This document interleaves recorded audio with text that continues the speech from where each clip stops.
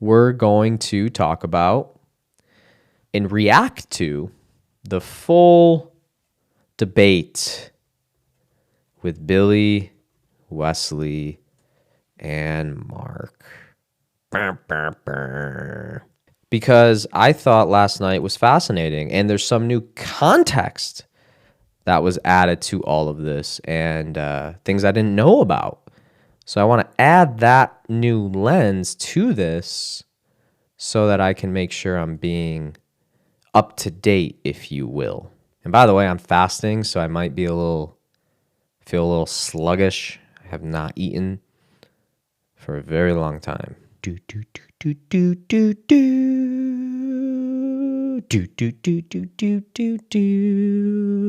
really just a chill guy. I'm about to play it, and I'm going to pause it periodically because something I saw right off rip was that Billy said that we edited out the part where he told Mark that, oh, there might be moments in this you need to cut out because I might cough. That never happened. That's nowhere in anything. So I don't know what he's talking about. Probably just more lies to deceive his audience. With my good man, Billy Carson, who I've known Billy personally for some years now. Yeah. Solid friend, great character, businessman. He's been on Elevating Beyond last time, sharing your whole story behind the story. And what you hugely specialize in as well, you just came back from Egypt, is like the emerald tablets. You've been studying those since what, you were like 6 or something? I think? No, not the emerald tablets. Oh, okay. Yeah, the emerald tablets I've been studying for the last probably 10 years. Okay. Yeah, but since I was 6. Okay, so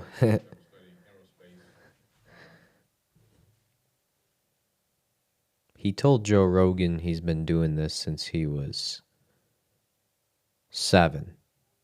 Now he says since he was 6. Interesting. I was studying aerospace technology, which then led me into understanding more about advanced technologies and then finding the link between advanced technology and ancient civilizations and going on literally a 25-year, or 27-year now, goodness, trek around the world. Been around the world now over 18 times. Last year, spent 9 months in hotels. I remember. As you know, you were my witness. You were my witness. That was kind of weird. What was he trying to do there? Leaving this big old mansion behind and not going home at all. Big old mansion behind. Oh, yeah, the one that you allegedly rent. And grind. Traveling nonstop. Fascinating. To these ancient sites to get the information hands-on. Okay. Hands-on. Makes all the difference. And that was weird. I just heard a little chime. Wes, you there? He's frozen. Oh. Be too easy if it worked perfect, right? Yeah, I know. What is he calling in on? What is that app? This is through Stream Deck? I'd have to ask Carl. It's through it actually works great usually, unless there's something going on with the Wi-Fi. I think it's pretty cool. I'm just trying to figure out. I think it's on his end of his connection. Yeah. I'm just trying to figure out, like, what is the name of this thing you're using, this portal? It's I want to actually press it's I think it's all through Ecamm. Ecamm. Okay, gotcha. Yeah, so they have their own link. Then nice. You can set this up for different guests. You can make when Carl was here through like Eric Thomas, we're just doing the show waiting for him to call back. Yeah. Yeah, he helped get some of these things going, but you can get way more fancy if you got someone that I'm just like, how do I do it? Yeah, to where something I noticed Billy said last night is that too many questions or get my voice heard. And then what they did was, they're pretty slick. Every time I had something really important to say or a deep question to ask, defendant number 2 video would just magically disconnect. Boop, he's off again. Oh man, he's off again. I don't know what happened. The first time it happened, I was like, that's strange, because it didn't happen when he was talking, and his video was very clear and crisp, like almost 4K. Then he comes, he gets back into the live feed. He's back on. He's dialed back in. Now I'm trying to ask my question. I'm getting overridden with other text, other words from defendant number 1. He's overriding what I'm trying to say, everything I've got to ask. He's talking over me. I'm the person that's there supposed to be in this debate. I can't even get a word in. Wesley's camera didn't start messing up until Billy brought up some really hard points that he couldn't counter. But it's been 2.5 minutes into the interview. They haven't even started talking, really. And his camera messed up. Huh. Is that called gaslighting when you do something like that? I could be wrong, allegedly. But I think he said that. I could be wrong, though. Could be wrong. It's pretty cool platform. Let me actually try to jump back in. Okay, cool. So we'll figure this out in some editing and stuff, or maybe we'll just leave this in. But the way Jesus overcame the devil was that he used truth. See, the devil tries to twist the word of God, make you question the word of God. And the way you beat those demons is with the cold, hard truth, because it slices you like a sword. Jesus said, I didn't come to bring peace. I came to bring a sword. Why do you think that is? Because in a world full of lies, the truth is piercing. As Wesley's getting ready to jump on, Wesley Huff is, so with Billy, like, unfortunately, you can't watch the previous show on Mark's channel because Billy made us take it down. Aww. He also claimed he gained Mark 100,000 followers. I run Mark's social media. That is not even close to the truth. He gained Mark about 800 followers. Mark has 200,000 subscribers. Billy tried to position it last night like he did all that heavy lifting. Nope, not true. Not at all in the truest. Again, what do we call that? Is there a pop culture psychological term to that? Let me see if I can find the definition of gaslighting really quick. Lord have mercy. Gaslighting. A psychological manipulation tactic that involves making someone question their reality, thoughts, and feelings. The goal is to make the victim question their own beliefs and perceptions, which can lead to confusion, anxiety, and isolation. Gaslighting is also considered a form of emotional abuse. Not Anton's words. That's psychology, bro. You can watch the previous show, and I've had the honor of being on his podcast. So like-minded in so many ways, and I've been talking about this for a while. I'm like, it'd be interesting to have you on and discuss. I don't love overly getting obsessed with the word religion, so I would say more of where some of the beliefs differ. Mm-hmm. If I was to be connected to a religion, it would be close. Wesley's still not on. Wouldn't you think somebody who is so eager to debate Billy would not be unplugging his connection?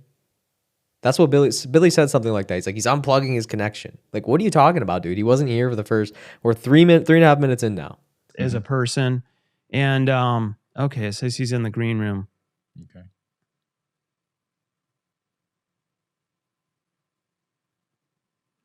And let's see if we got Wes on. Hello. Wes, we got you back on. So I'll introduce Wes too, but yeah, what I was just saying real quick, Billy, too, is I also a shared belief, I think, too, with you, with God, is I also believe, I know God is within me too. Mm-hmm. It's just, and I don't believe that it's like you have to do 20 circles in the sand and like do a ritual to that was through like my connection with Jesus, where I know throughout my life, that's been when things are tough, it's like the strength of God is literally within me. Right. So like where we do agree on, where like a lot of the heresies and stuff through over religious practices would be like, no, you have to come through the head of this church to be blah, blah, blah, you know? Right. If y'all remember, because sometimes Billy's followers have a little bit of poor memory, not because they're stupid, but because he tells so many lies. It's hard to keep up with them all. But if you remember, he went on the Nick Cannon show and said this. He said Mark is a Bible-thumping Christian. Did you hear the words out of Mark Menard's mouth just now? This is not a Bible-thumping Christian. Now, I have no problem with Mark's form of Christianity. I also have no problem with the form of Bible thumpers. But this is not a Bible-thumping Christian. This is a very progressive Christian. Mark listens to people like T.D. Jakes, and T.D. Jakes is great. I love T.D. Jakes, man. But, you know, there's levels, right? There's different flavors of Christianity. And I'm not saying any one is right or wrong, because I am not qualified to make those calls. That's probably a better question for someone like Wesley and maybe the church fathers. But Mark is not a Bible-thumping Christian. End of discussion. So why did Billy paint him like that? Did he not know? I mean, from what I'm seeing here, it looks to me they've never really talked about this conversation too deeply. So how would it be possible that Billy knows he's a Bible-thumping Christian? Fascinating. Personally, and we're about to get Wes on, so we can have two really smart people in this talking about it, but I'm just breaking it down to my level of my understanding. That's been what really drew me in, is kind of when Jesus came and flipped all that on its head and was like, no, we're not, what was it, like the Pharisees, like what were the hype? He's like, we're not having to go through all the rules. He's like, they're actually worse than this thief right here, and really looked at what was in people's hearts, you know? Right. And I think that's a beautiful thing. I know it has been for my life. So that's Mark's whole thing. And I can vouch for Mark for that, because Mark lives the sermon. That's his whole thing. He tells me this all the time. He's told me since the beginning of Christianity, like I told you guys in my other videos, Mark's never pushed the gospels on me, but he has talked extensively about how he believes his life and his vessel is used by Jesus to help bring light to people who have developmental disabilities. And that's his entire business. I'm going to shout out his business right now. It's called Dream Shine. You can look it up yourself. I'm going to put the website here. This is a good dude. This is a dude who loves God and has such a beautiful heart for the underdog. Mark is a rooter of the underdog, and he believes in spending time doing that with your life versus being a Bible-thumping Christian. I don't agree with everything Mark says, but I don't disagree with that statement per se. I don't fully agree with it, but I don't fully disagree with it. And I heard a beautiful quote from St. Paisios, the same guy who is the elder in this book, and I think it speaks to Mark's experience directly. Mark, if you're listening, I think you'll love this. I'm actually going to text this to you, but hopefully you're listening too. This is from St. Paisios. Disabled children go straight to heaven, especially ones who have mental disabilities. The parents who care for these children earn crowns in heaven and save their soul. So beautiful. I would have to agree with Mr. Saint Paisios. I got him as one of my icons on my icon board. Love the guy. You just feel his heart through his words and his everything. Even when you look at a photo, you're like, okay, there's something to this dude. I think that's who Mark is. So all you Christians bashing Mark, please stop. He's done way more than most people ever do in terms of serving and making this world a better place. He risked his whole life. He beat the state of Ohio in a lawsuit to fight for these people who are people. And his whole thing was like, they try to put them in corporate settings and make them, be something outside of human, pay them low wages, a couple dollars an hour. At Mark's company, they pay him minimum wage and sometimes even more, and they make candles. I actually have a candle. You can see it right here. Let's see if I can focus in the camera so you can see Mark's logo. Dream Shine, right there. Dream Shine. This was made by one of the people there. Oh, it literally smells so good. I'm not even exaggerating. It's that pumpkin pie, baby. Let's go. So go shout out Mark, man. I love this dude. Mark is such a good guy, and to see what Billy did to him last night was absolutely disgusting. The flower of life. You don't even know what the flower of life is, Billy. I'm a Christian, and I can tell you have no idea what the flower of life is, dude. You literally don't know what that is. And you can actually donate to Mark and his company. I've been there. I can tell you my firsthand experience brought me tears. Let me see if I can find some photos I took while I was at Mark's company. And sorry to get off a little bit tangent here, but I'm a social media guy. I wanna capitalize on all this attention in a positive way. See, Billy says I'm the energy stealer. I think if you watched his video last night, you can see what he was doing. See, this is where Christians need discernment. You shouldn't have been watching it in real time. You don't know what these people do, man. I've seen it all. Doing rituals and all types of weird stuff. Talking about God. Bro, you don't know God. Okay, here we go. Here's some photos. This is 95 weeks ago. Let's see. Look at this. Oh, look how beautiful these people are. They're putting the hat on me. I was trying to take a little video. They were making me laugh. I didn't want to go. They were making me cry. They were making me laugh. This is what I wrote. I said, life is shaped by your perspectives. Today was one of those days where I was reminded, like I constantly am, that in serving I receive, in giving I get. These beautiful souls gave me more than one gift, but one of them was the pure joy of living life. You can find God in the most unexpected places. I challenge you to venture outside of your realm of comfort. There is much of life waiting to be discovered by you, while also so much of you, I made a typo, I'm seeing that now, while also so much of you to be discovered by the experiences of life. Thank you, Dreamshine. Thank you, Mark. I wasn't even a Christian yet. You know, this is when it started. This is around the time it was starting.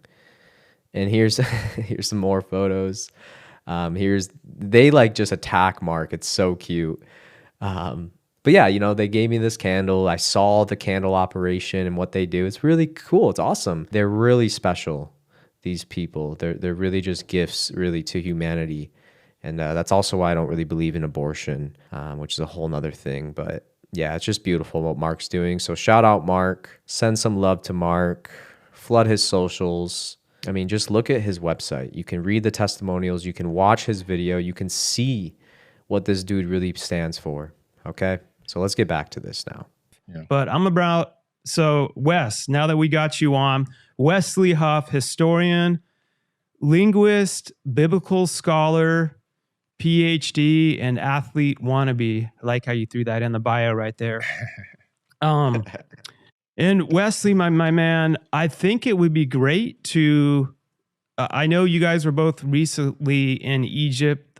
There's tons that I'm interested in that. How all these things show up in Egypt is baffling to me.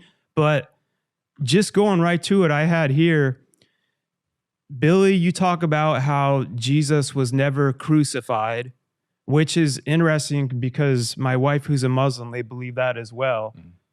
Their beliefs, from what I understand from her, are they don't think that Jesus, as they believe is a prophet, God would have him killed. Mm-hmm. But I don't think they have any historical evidence, as far as I know, as to what or how or why they believe that. I'm curious for you guys. And one thing I'm not going to do is I'm not going to cut anything out, because Billy explicitly said last night that this podcast was edited. I can tell you, if it was edited, I am Mark's. I mean, I have a full team, but nobody on my team edited this podcast. We posted it raw for a reason. And I told Mark that. I said, dude, if we're going to post it, it's got to be 1000% raw, because Billy is going to twist that. I know how this guy thinks. And it's not even just a Billy thing. This is a very specific triad, a very specific type of an archetype, if you will, of a persona. I may or may not alluded to it at the beginning of this video if you want to research for yourself what that may be. Just going right to it, I had here. Billy, you talk about how Jesus was never crucified, which is interesting because my wife, who's a Muslim, they believe that as well. Their beliefs, from what I understand from her, are they don't think that Jesus, as they believe is a prophet, God would have him killed. But I don't think they have any historical evidence, as far as I know, as to what or how or why they believe that. I'm curious for you guys both, and if you want to, I guess, go first, Billy, as to how you came about, like the findings where it seems that Jesus was not crucified, or that's not accurate. Sure. And in my videos, and if you listen to the podcast, the statement is according to the Sinai Bible, Okay, according to the Sinai Bible, Jesus wasn't crucified in that Bible. That Bible predates the King James version of the Bible, and the text there actually is about 12 to 14,000 differences between the Sinai Bible and the King James version of the Bible, which came much later. And then also one of the things that were interesting is that they discovered the book of Jesus' wife, which is at the Harvard Seminary, which according to some scholars, that's a little controversial, but they claim that this is an accurate record that Jesus may have even been married, which then adds more, if that's true. It adds more to the hypothesis that maybe he wasn't crucified. I just personally believe that Jesus was an amazing human being. I don't think that he was the Son of God in the sense that he's God, but that we're all gods, as he said. So wait. Pause the phone. Billy said Jesus was an incredible human being, but then he was ripping him apart last night, saying he condones and accepts slavery. Something doesn't add up here. The dude's just a walking contradiction. We're to do greater things than him. And I just personally believe that the return of the Christ is the return of the Christ consciousness. When we can all achieve a certain level of knowledge, wisdom, passion, understanding, empathy, love that he came to this planet with, and we get that in our mind and our conscience, and we can act on those incredible emotions and that understanding, that the whole world's going to transform instantaneously. And I would say he's right, but Christ consciousness is not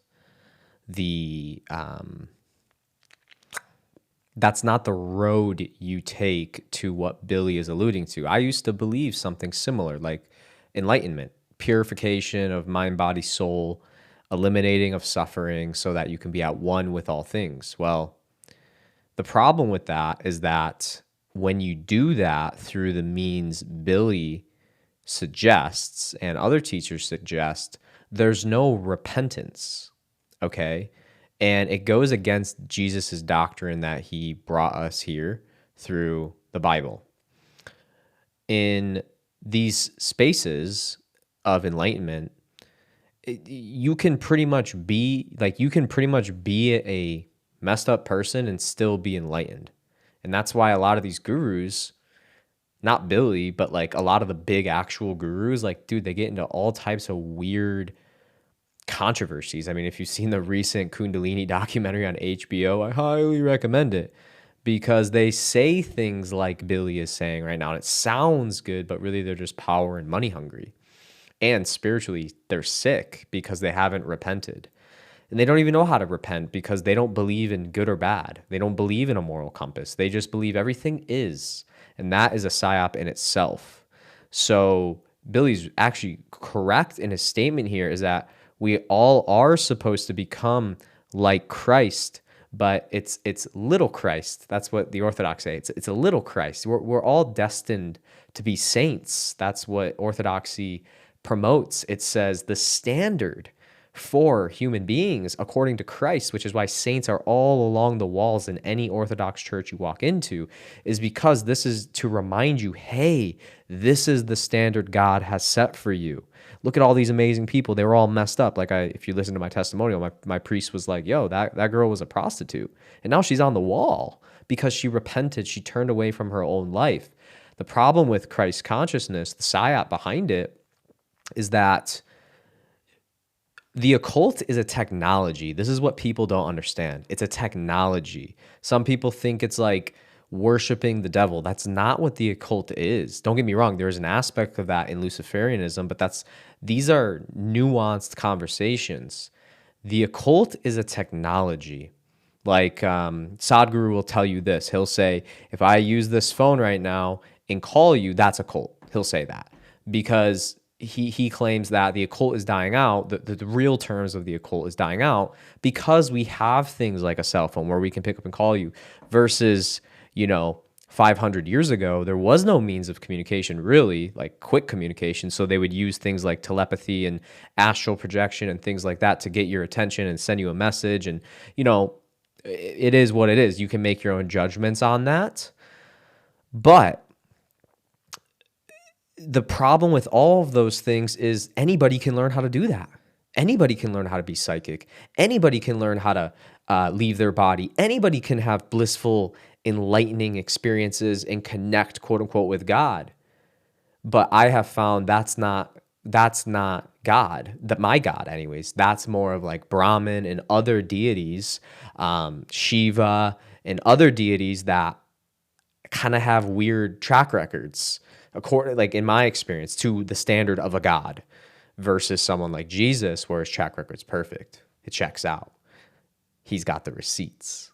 So Billy is, I would agree with Billy, but here, see the nuance here is like, we're saying the same thing, but the vehicle is different. The vehicle through the mystical Christianity is to repent, to turn away from your old life, to clear your mind of all of the garbage from original sin by cleansing yourself through the means of the church, through the means of the Bible, through the means of the Holy Spirit, so that you can literally become pure and sanctified and cleansed by Christ, truly by Christ, by becoming one with Christ. So it's so similar in so many ways, but yet so different, because the big difference here is that Billy doesn't believe in evil. He doesn't believe in good or bad, right or wrong.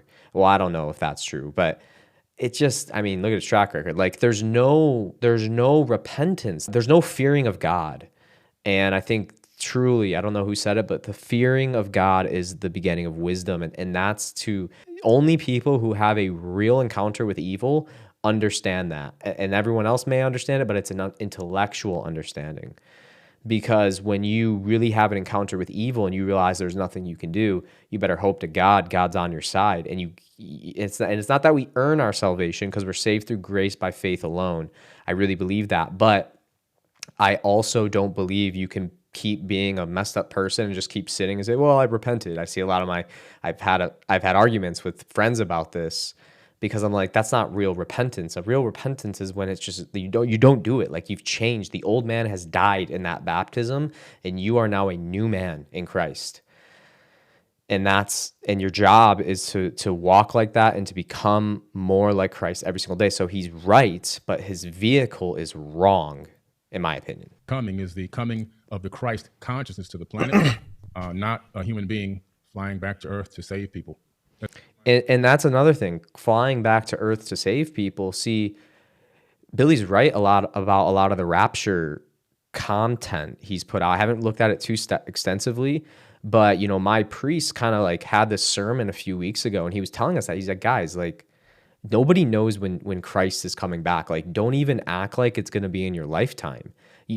We're here to bring heaven on earth. And again, these are terms Billy would use, right? But the vehicle is different. And that's why I just love orthodoxy. And I could just go on and on about it because it's so good.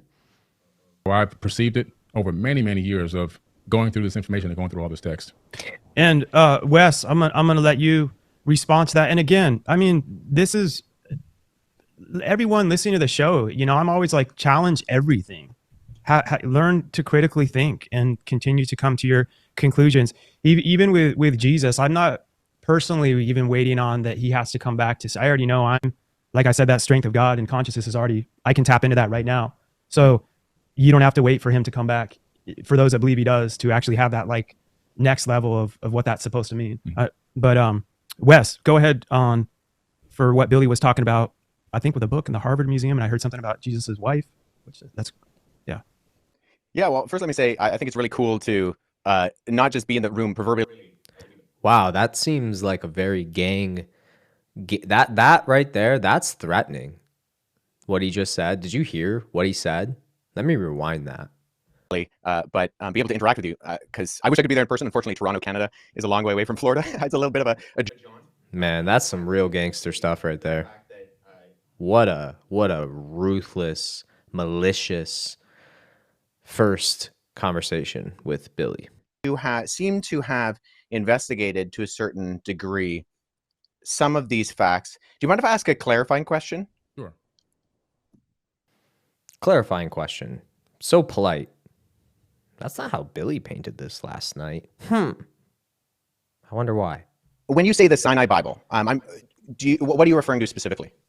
It's the biblical text that was written. It made it into you can actually look it up on Amazon. It's a Bible I have a version at home. It's called the Sinai Bible, right, from Mount Sinai. I'm assuming it's the mountain that they're referencing there. But they put together their own version of the biblical text prior to the King James Version being put out. Sure. So when you refer to the Sinai Bible, would you be referring to Codex Sinaiticus? I think everyone's seen this clip by now, but this is like the most. Now this is gangster. So maybe Billy's not wrong. This is pretty gangster what he does in a second here. Just watch. That's why I was trying Keep to get watching. some clarification. Just get ready. Because so you can actually go and see Codex Sinaiticus is at the British Library. So you can go and see it. It's on display. And the British Library has actually digitized the entire manuscript. So I work with manuscripts in my linguistic work. I'm an expert on early Christian scribal culture, and particularly in Greek and Coptic manuscripts. I actually have. Yo, this is the gangster part. So I have a photocopy that was done by the British Library of Codex Sinaiticus that I work with. All of a sudden, from this point on, Billy did seem tired to me. He seemed like this just took the wind out of him, because once Wesley did this, he knew. I mean, maybe he didn't know because he stayed for whatever reason, even though apparently he was dying a few days or weeks or whatever he said before, which I knew he got sick. I don't know any of those details, but either way, bro, like if you're dying, like why are you even here? And yeah, this was the moment Billy realized he messed up. Office.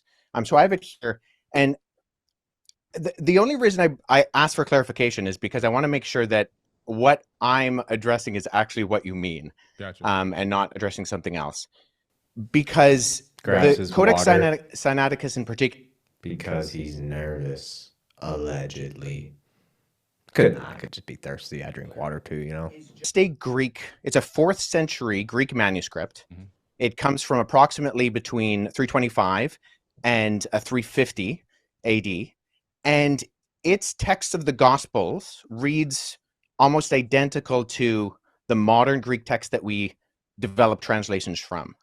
So my curiosity is just simply in kind of exploring when you say that it denies the crucifixion or that the crucifixion isn't there. I mean, I can go on right now, Codex Sinaiticus, and I can look up the end of, say, Matthew 27, where it has Jesus being crucified. And that's in Codex Sinaiticus, or, the John 19, or any of the other ones. So I think my confusion is that it doesn't read any differently. So actually, are you able to pull up a website with the viewers or listeners or whatever be able to see that? Right now to make sure I have the right the version that I'm looking at. While he's pulling that up too, like I keep saying to all the people that aren't scientists traveling the world and linguists, I don't even know how to pronounce it the right way, like me. Yeah, linguists.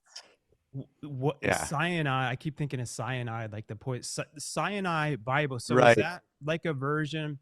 So from my own knowledge that I know, like when I really studied all this, what I thought was interesting about the Bible was how many different eyewitness. I studied C.S. Lewis back in the day, how many different eyewitnesses and stuff there were. And they went on purpose to mention so many other names that they were able to cross-reference throughout history and throughout those times, from my understanding. And those were different things that I always thought were kind of interesting that I felt was a good concept of proof. And then I want Billy to answer. And also, I'm just curious, like the Sinai Bible, where was that piece I found discovered? the text where I was referencing. Actually, I was misquoted. I misquoted there. It's the Gospel of Barnabas. Okay, yeah. Well, so that's good.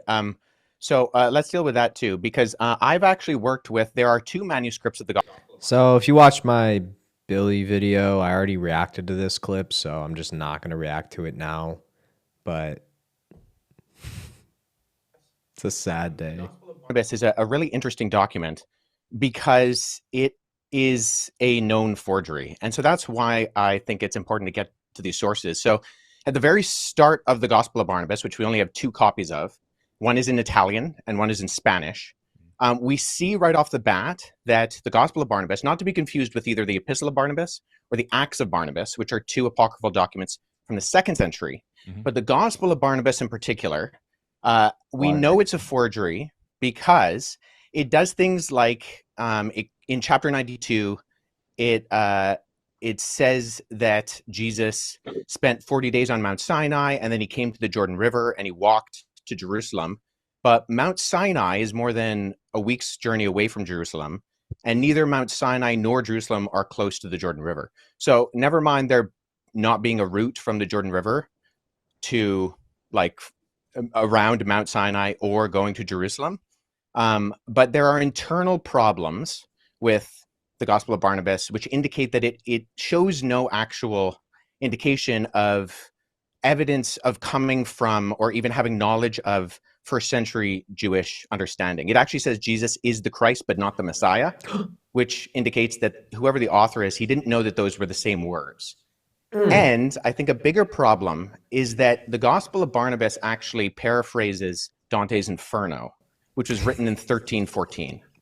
So there's a lot of internal evidences that disqualify the Gospel of Barnabas, never mind the fact that we don't have any evidence of it prior to the 14th century, and none in any other language other than Middle Age Italian Italian and Spanish. But the internal content of the Gospel of Barnabas disqualifies it from being ancient. And then the fact that it's doing things like paraphrasing Dante, or it also refers to a rule of the time of Jubilee, which was changed in the Middle Ages from what it was in the biblical year of Jubilee. And it goes with the Middle Ages concept, not the ancient concept. So I think what I'm getting at is, so I'm a historian, and I deal with sources. So when I'm looking... that was the most kind burn I've seen in a long time. He did it so politely, you almost couldn't even tell he was just wrecking the dude. I deal with sources, Wesley Huff says to Billy Carson. Quote it. Quote it. Deal with sources. Ooh.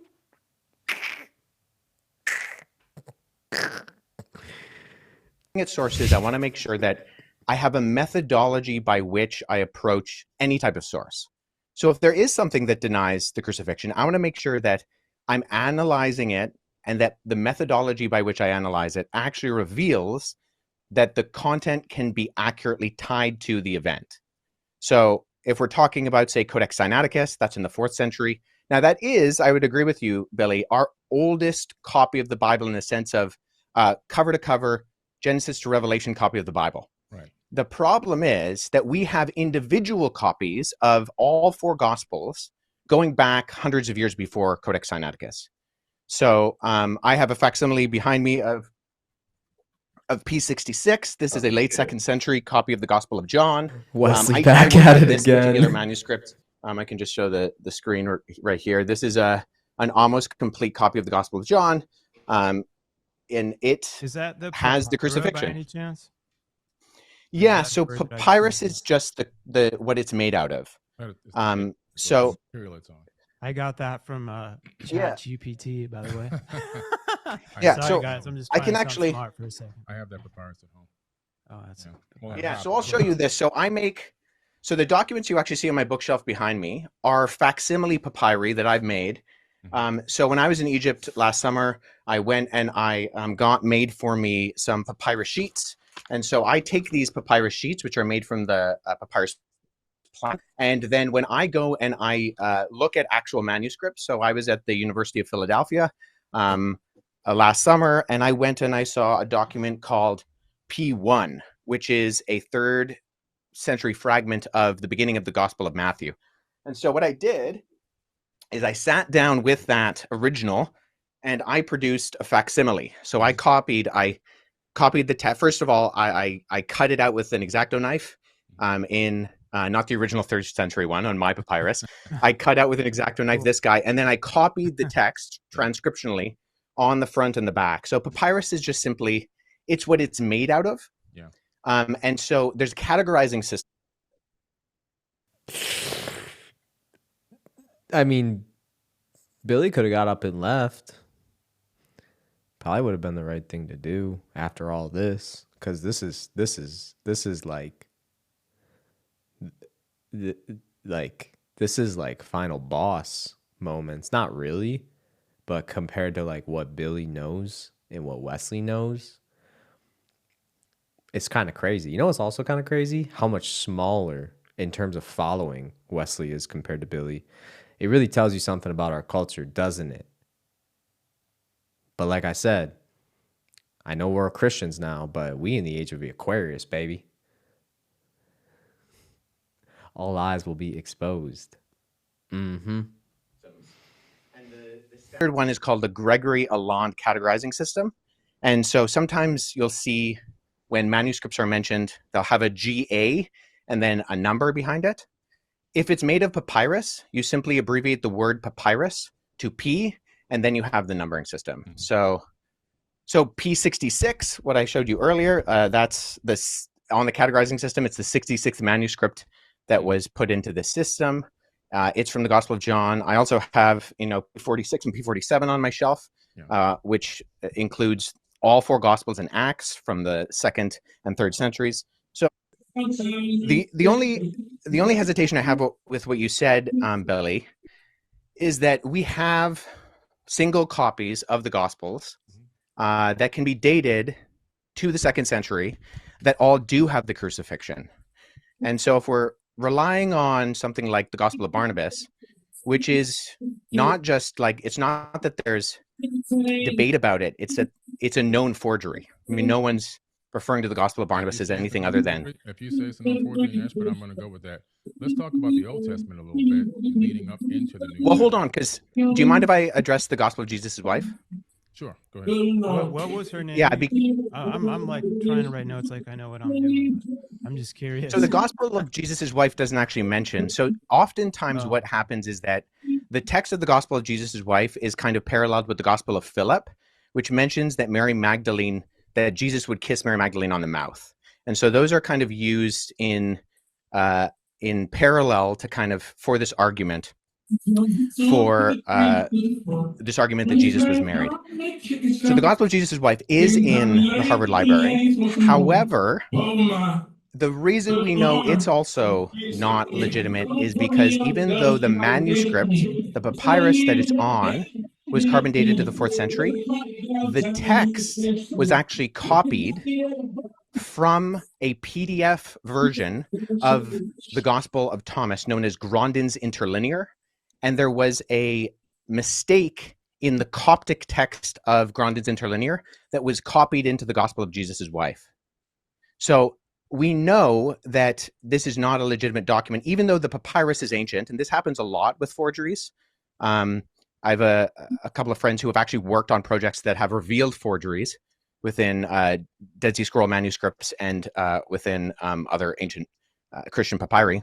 But the reason why we know the Gospel of Jesus' wife, and that Karen King, who kind of vouched for it and she lost a lot of credibility, unfortunately, for her, and she's admitted that it's a fake as well, was because we can tie it directly to not copying from an ancient text, but actually copying from an online version of the Gospel of Thomas in a PDF form.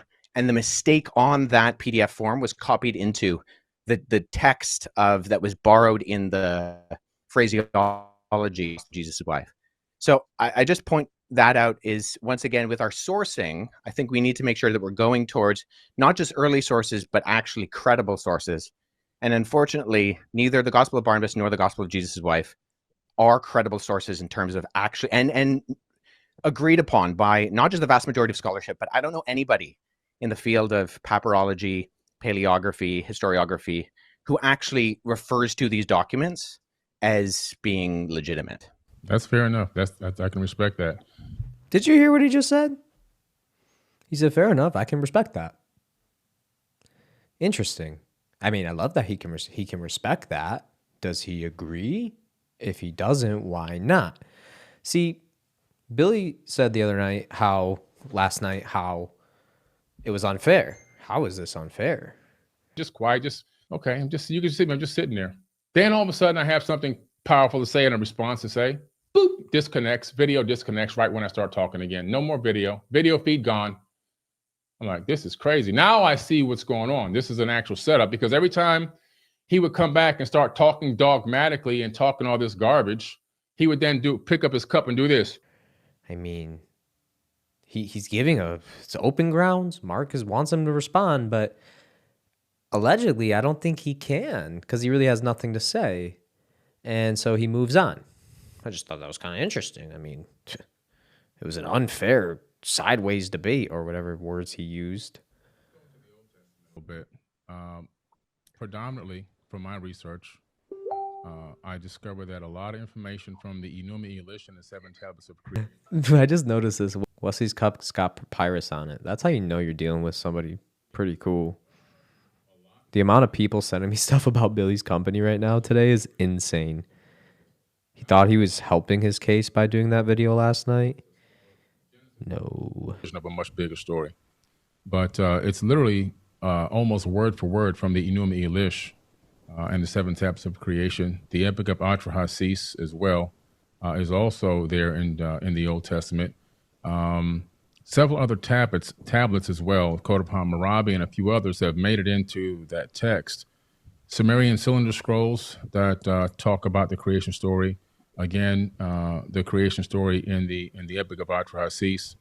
And so we tend to see this copying of ancient tablets, text, and scriptures, even some papyruses, into the biblical text. Meaning that my point here is that I think a lot of people are saying that this information was written in real time. A lot of people believe that. If you ask the average person, they really believe that. But a lot of this information is just copied from older tablets and texts from an earlier date. That's what I found, that it's made it into the canonized Bible, but they never reference that they got it from any other ancient texts and tablets that have to do with a totally different civilization with totally different religious beliefs. Have you read the Enuma Elish? Yeah, I've done lectures. Do you mind? Sure. Do you mind summarizing the content of the creation account in the Enuma Elish for us? So, this is Billy's whole body of work here, right? He always talking about the Enuma Elish and all these things.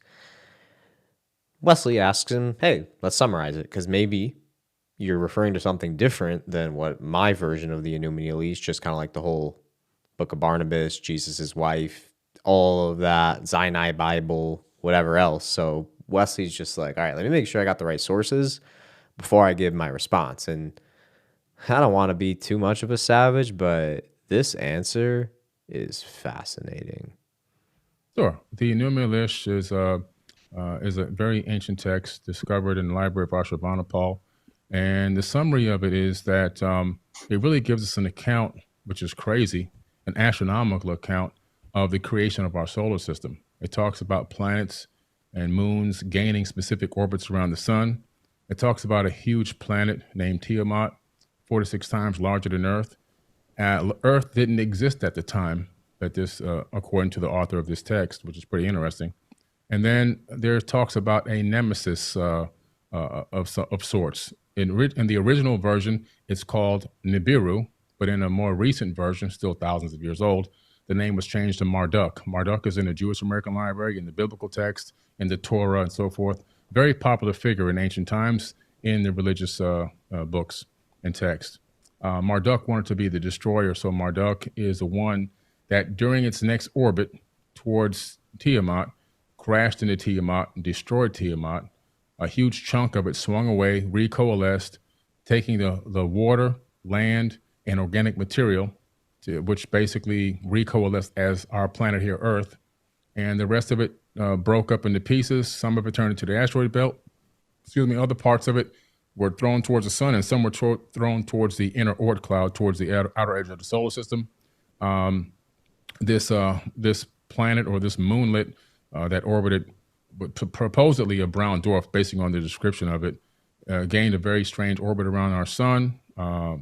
And we have the scientific evidence now also to match with NASA's data, where we see that Saturn and I believe in which places Uranus is flipped on its side, and that's more evidence that something came through our solar system in ancient times and gravitationally really tugged at planets here and switched up their orbits and even pulled the axis of a planet on its own side, where the equator is now running north and south. So a little bit of modern astrophysics kind of backs up what this ancient text is saying.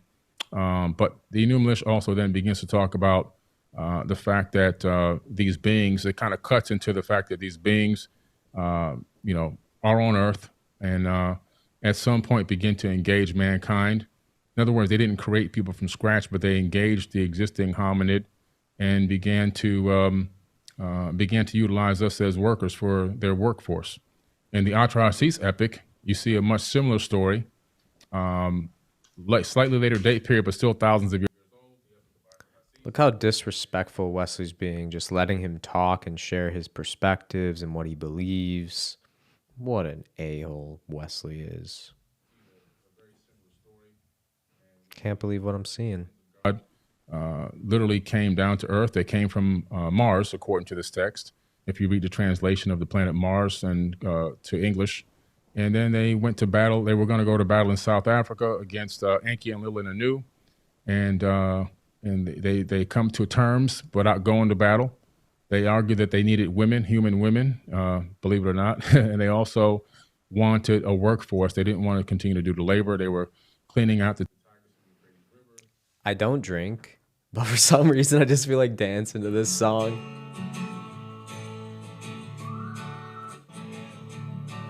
Let's get to the chorus. Here it is.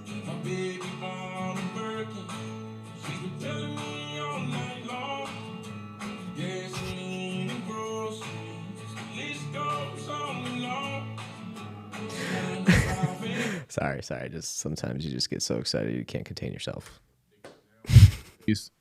On Earth and according to the text on Mars, not according to me. And a decision was made by Enki and Anu and Enlil to allow this experiment to happen, where they would take the existing hominid here.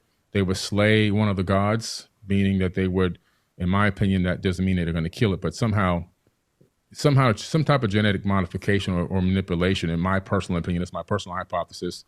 But in the end, it ends up being that human beings are now doing a lot of this labor and worshiping these people as gods, as they, my personal opinion, masqueraded as gods. Okay, so they're not, a lot of stories parallel stories that you see in the Bible, even the Tower of Babel incident and many other crazy stories that are in the Bible. You can find a lot of those true stories in the ancient text, like the Epic of Gilgamesh, where you can find the true story of Noah.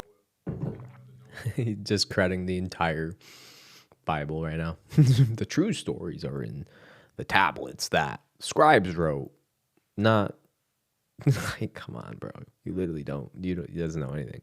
I won't say he won't know anything. He's just very uneducated on this topic, clearly. Instructions on how to build the ark.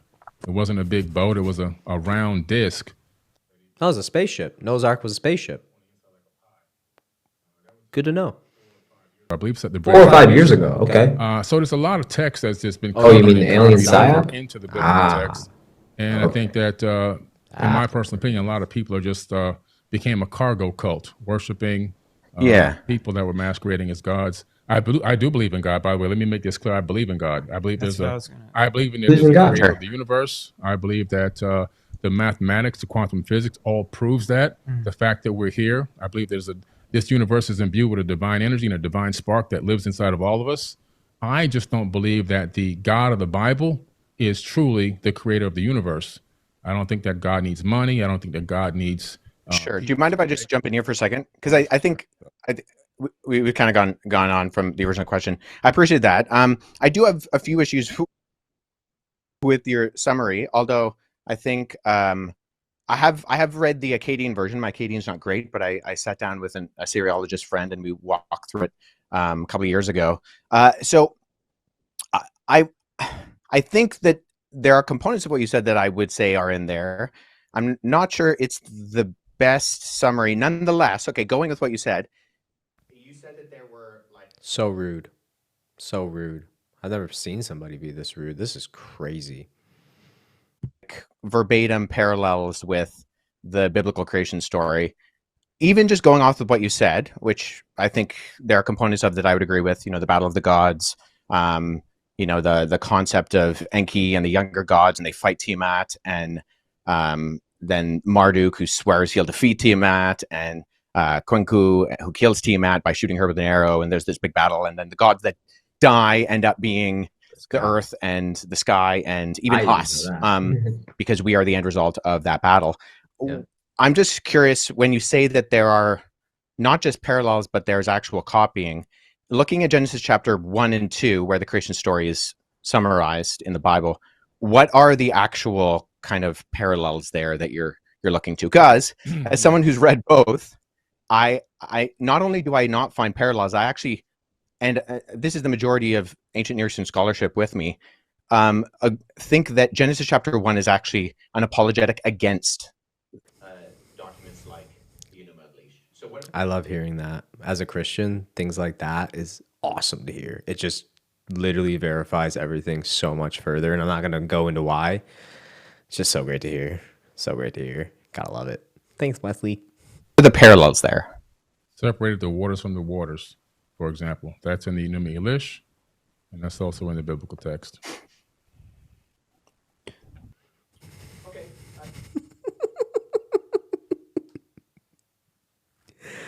Separated the waters from the waters. Hey, everybody listening, I'm sure you walked through a door today. That's like saying that, literally. Like how basic. Separated the waters from the waters. Like any creation story, I'm sure is going to have something like that. It's a creation story, for God's sake.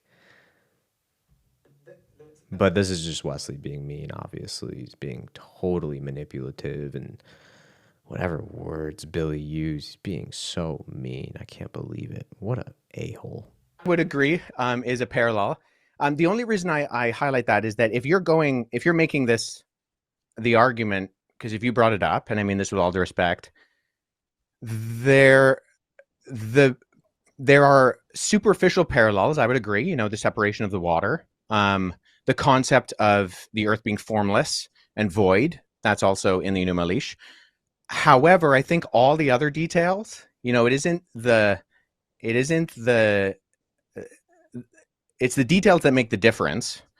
And if we're looking at not the superficial crossovers, but the actual themes and concepts of what it's saying, you don't have a creation within 7 days. I'm not going to take the Enuma Elish and put it into the biblical text. There are certain words that they utilize that let me know that they copied it from that text. Like, for example, so what words? Separating the water from the waters, the void, the earth being void.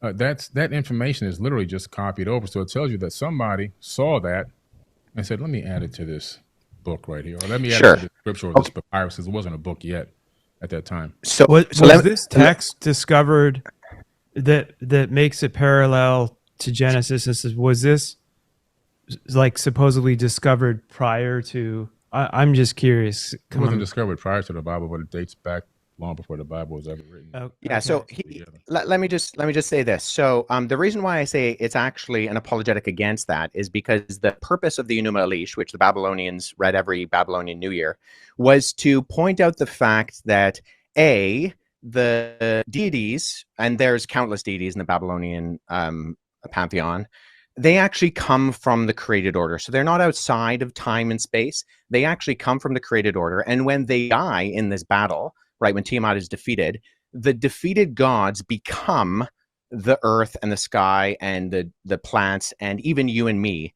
And in that sense, the theme is that you don't actually have any purpose or end result. And you're not created in the image of God. In fact, in the ancient Babylonian system, only the kings were created in the image of God.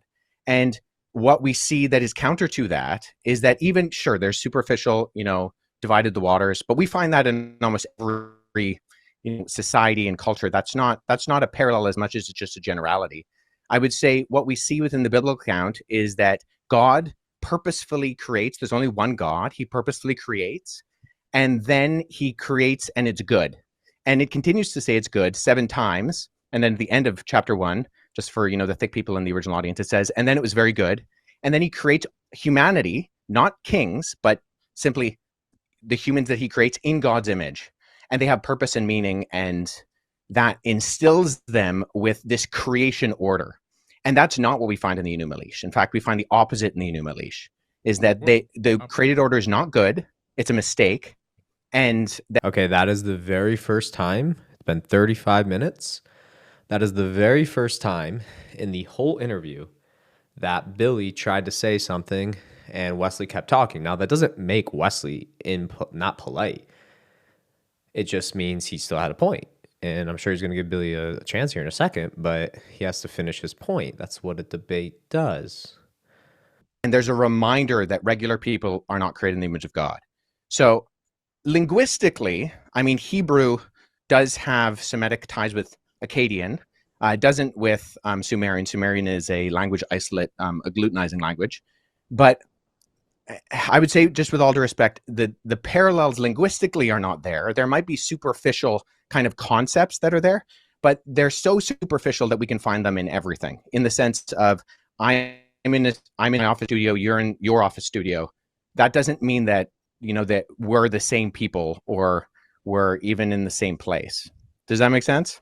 Yeah, but I don't agree with that. I just see if I have. Okay, so now this is the part where he debates. So he says he doesn't agree. That's awesome. He doesn't agree. So what is going to be your position to drive your thesis home, Billy? That's the thing. Like, you can't just say, like, I don't agree, on to the next thing. Like, okay, this is a conversation. There's clearly no animosity. It's very polite. So what is it? These texts out, there's a lot of different information that you can see. There's a lot of it's been copied word for word into the biblical text. But what's the word for word? In your version of And You see, so Wesley asks him again, what is word for word? And Billy just completely ignores it. believe in, you keep saying that God's a he. And now we're on to a whole new subject because Billy does not want to debate it, clearly. Throughout both the Hebrew Old Testament and the Greek New Testament, you have the masculine singular pronoun used for God. And why is God a man? Where's the evidence of this? Well, God isn't a man. See, within historical Christianity, we don't believe that God has a gender. However, the way that he has decided to reveal himself is through the masculine plural, and then ultimately by becoming a human in the person of Jesus Christ. So we don't believe that God has a gender. In fact, the fact that God creates humanity in his image and he creates them male and female, those are two aspects of the image of God. And so that's the completeness. So historical Christianity has never argued that God is gendered. Jesus is gendered in the sense that during the incarnation, he becomes a human man, but he's still fully man and fully God. But God is spirit. And right, as the scripture says, we worship him in spirit and in truth. But nobody's arguing that. What's that? Sorry? That always blows my mind. God is the same all the time, right? He's always. Again, Billy doesn't understand the Trinity. It's obvious.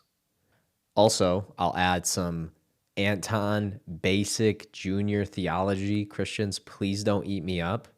But before I was a Christian, again, I studied Carl Jung extensively. And one of the things people in the occult understand is symbolism. Masons understand this as well. And again, this is why I don't want to blanket statement everything and say everything's dark, because it's actually not. It's actually factually not. So, Peterson will tell you the same thing, like what's it called? The Pieta or something. The Pieta, which was, I believe, made by Michelangelo or Da Vinci. I think it was Michelangelo. And, again, this is where some of the occult stuff is awesome, very eye-opening. The Pieta, this symbolizes the role, if you will, of the divine feminine. And not to say God is masculine. And that's a big thing Christians, I would argue a lot of Christians actually don't understand this piece. And this was hard for me too, because I've experienced connection with the God Brahman, and that connection feels very feminine, I will say.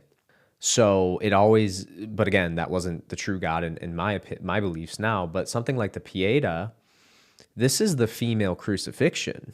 I mean, don't get me wrong, like women can still get a lot of benefit from the story of Jesus, whether they want to worship or not. That's not my job to tell you what to do or what not to do. But if you want to look at a role model, the Virgin Mary is freaking awesome. I mean, she births this perfect being into the world, and she has to let him die. And that's why, it's kind of like there's an archetype, again, kind of like occult knowledge. But again, this isn't all bad. If I didn't say occult, I could say psychology, and you wouldn't think twice about it. But language is very important. So through the lens of psychology, if you look at the symbol of Mary, and mothers, not even just Mary, mothers, there's the devouring mother, and then there's like the integrated mother. And the devouring mother doesn't let their child ever go out into the world and fall on their face and mess up and make mistakes, and they're babied and cradled. And there's more nuance than that, but that's the short and simple answer. But this art piece here symbolizes that as a mother, your job is to actually let the world kill your son, if you will. And that sounds intense, but any man will know, and some cultures around the world still do masculine initiations from boy to man, and they do a very ritualistic thing. Like, again, I'm not here to demonize everything. I've studied so much of this stuff. I actually can't do that because it's not rooted in truth. And just because I'm a Christian now, I'm not going to stray away from these things, because this helps you understand the biblical text in a way deeper context. So the devouring mother never lets her child go into the world, so he doesn't become a man. Versus Mary, it's like, yo, you got to go. Get out of here, because if you stay with me, it's actually worse than letting the world kill you in a way. And it's symbolic death, right? Just like baptism, it's a symbolic death. Just like marriage, it's a symbolic death. That's why men wear black at a funeral. There's a part of you that's like, okay, my eye is no longer for any woman. This is deeply symbolic. There's no mistake, if you will, in these rituals. And again, that can be taken way out of context, and this is where magic comes in and stuff, but there's something deeply profound about conversations like this. So again, Billy speaking in the way he's speaking, he doesn't get it. He really doesn't understand it. He doesn't understand it even through the Christ consciousness lens. He doesn't get the Bible. And this tells me, like the flower of life he put behind him last night, dude, he has no idea what that is. It's good. It's always Yeah, but we do see that in Scripture, God has revealed himself through the masculine plural. And there are aspects of God's character that we see within Scripture that do actually communicate. Jesus says that he longs to gather Israel like a mother hen collects her chicks. So we see aspects of the feminine of God, not meaning that God is feminine, but that the image of God reflects both the masculine and the feminine. And that's why when, the two become one flesh, there's a uniting of that reflects the image of God as well within the covenant of marriage. You actually believe that the majority of Christians really believe that God is not masculine, that God is has both aspects? And this was the best question, I would say, from Billy's perspective on this entire interview. Because I would argue he's right, but it doesn't matter what the majority of Christians believe. What Wesley says, like, it doesn't matter. What they should believe is what Orthodox Christianity says.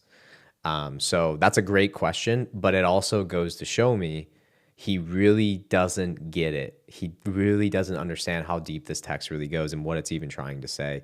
And I could likely point to, because he had a bad experience of Christianity, he also probably never studied the church fathers. So again, it's just he's got poor lenses on this stuff. I mean, it's irrelevant what the majority of Christians believe. How many would tell you, that God's not a man? They've never been taught this. Well, I was taught it growing up. I was taught it in when I was a child, when I went to seminary, when I went to Bible college. I was taught. I would say a few things to that. I would say, in one sense, it's irrelevant what the majority of Christians believe, because what historical biblical Christianity articulates is what they should believe. There are Christians who run around saying all sorts of things that are not in conformity to biblical, historical, Orthodox Christianity. Right. And they shouldn't believe that, because it's irrelevant. And so if one Christian believes something that is not in line with biblical Christianity, I mean, that's on them.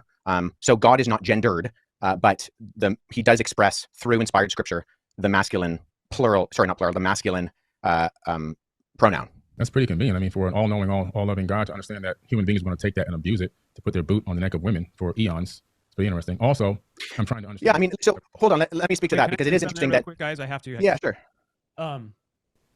If it was only for the Old Testament, Okay, so this is when I think Mark, as a good friend, although I would question if this is proper etiquette for a real debate, but because it's casual, Mark took Billy's side. And I think he did that not because he was even disagreeing with Wesley, but because Billy was losing so badly, he actually probably felt kind of bad. One thing you got to know about Mark, I mean, based off the history I showed you of this guy, he's very compassionate. He was probably feeling Billy's energy. Mark's actually very empathic as well in a lot of ways.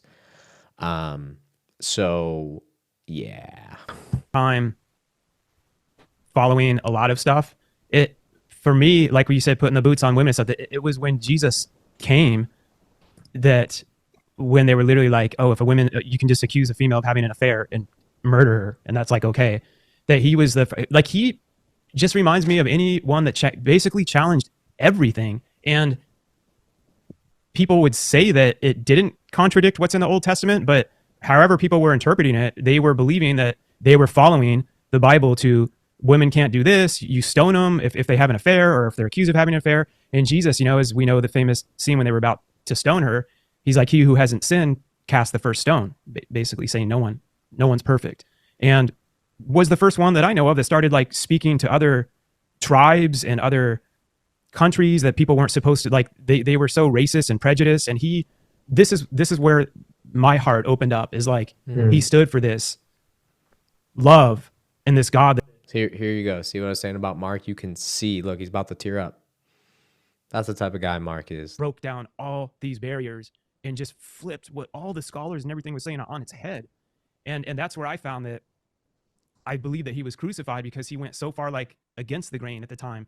And I get what you're saying too. Like there's stuff where it's like, oh, that's convenient, you know, where human beings can add in that this is there and that's not.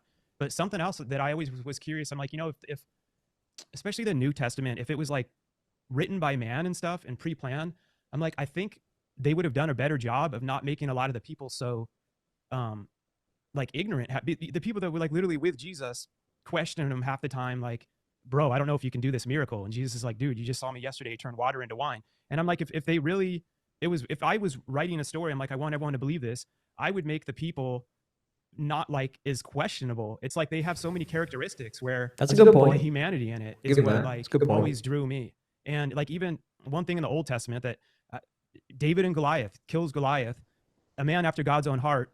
I'm like, if you're pre-writing this to be the perfect person after God's own heart, then he becomes king. You're gonna like have the story end perfectly, but then he goes off to see, he's watching this lady bathe nude, has an affair with her, has her husband killed.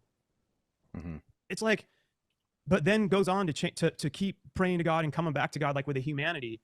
And God's like, this is a man after my own heart. And it's like finding all these human flaws is, to me, showed so much of like the beautiful struggle that, and I'm not going off everything you guys are talking about, which is factual stuff. I'm just talking from my own experience of ways where I drew and continue to draw my own conclusions. And I'm much more about my relationship with God personally, with Jesus and God. It's the same, over worshiping the religion, because so many people can, as we all know, that's wars are created, slaves are taken. There's so many horrible things that have been done in the name of religion.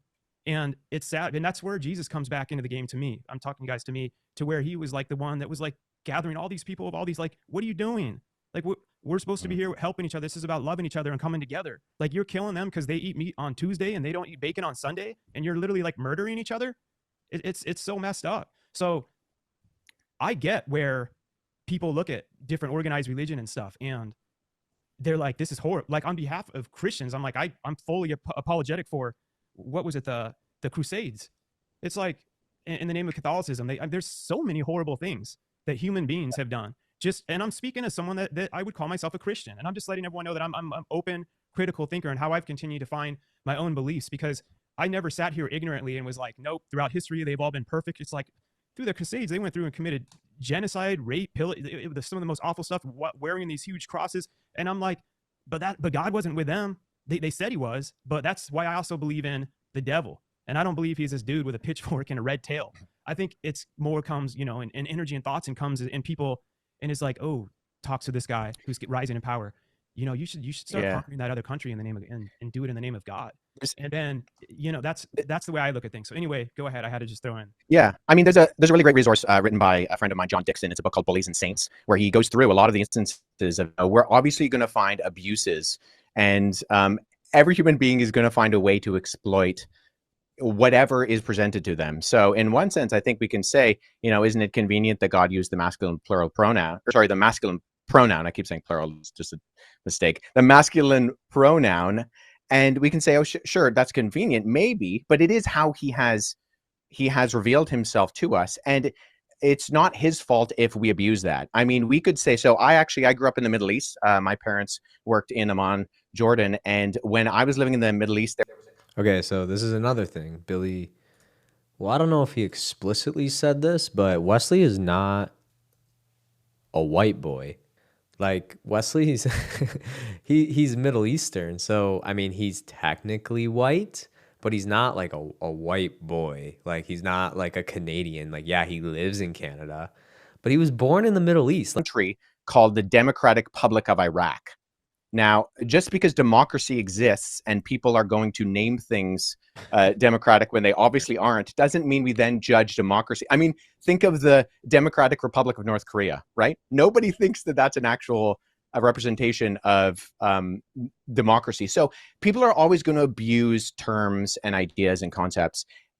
The difference is, though, I think historically within Judeo-Christianity, you have this ethic that we were talking about before that I think is fundamentally different than what we find in things like the Enuma Elish, the Atrasis, and other things, in that we are created in the image of God. And actually, one of the earliest criticisms of Christianity are by individuals like Celsus, who is a Greco-Roman philosopher in the 2nd century, where he accused Christianity of being foolish, dishonorable, and stupid, and he called it the religion of slaves, women, and children.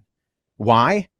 Not because God used the masculine pronoun for himself and people were abusing that, because the concept that Christians believed in of everybody, no matter what your gender, your race, your social standing, Paul says in Christ there is no slave nor free, there is no Jew nor Gentile, there is no Scythian or barbarian, there's no male nor female. These things united people.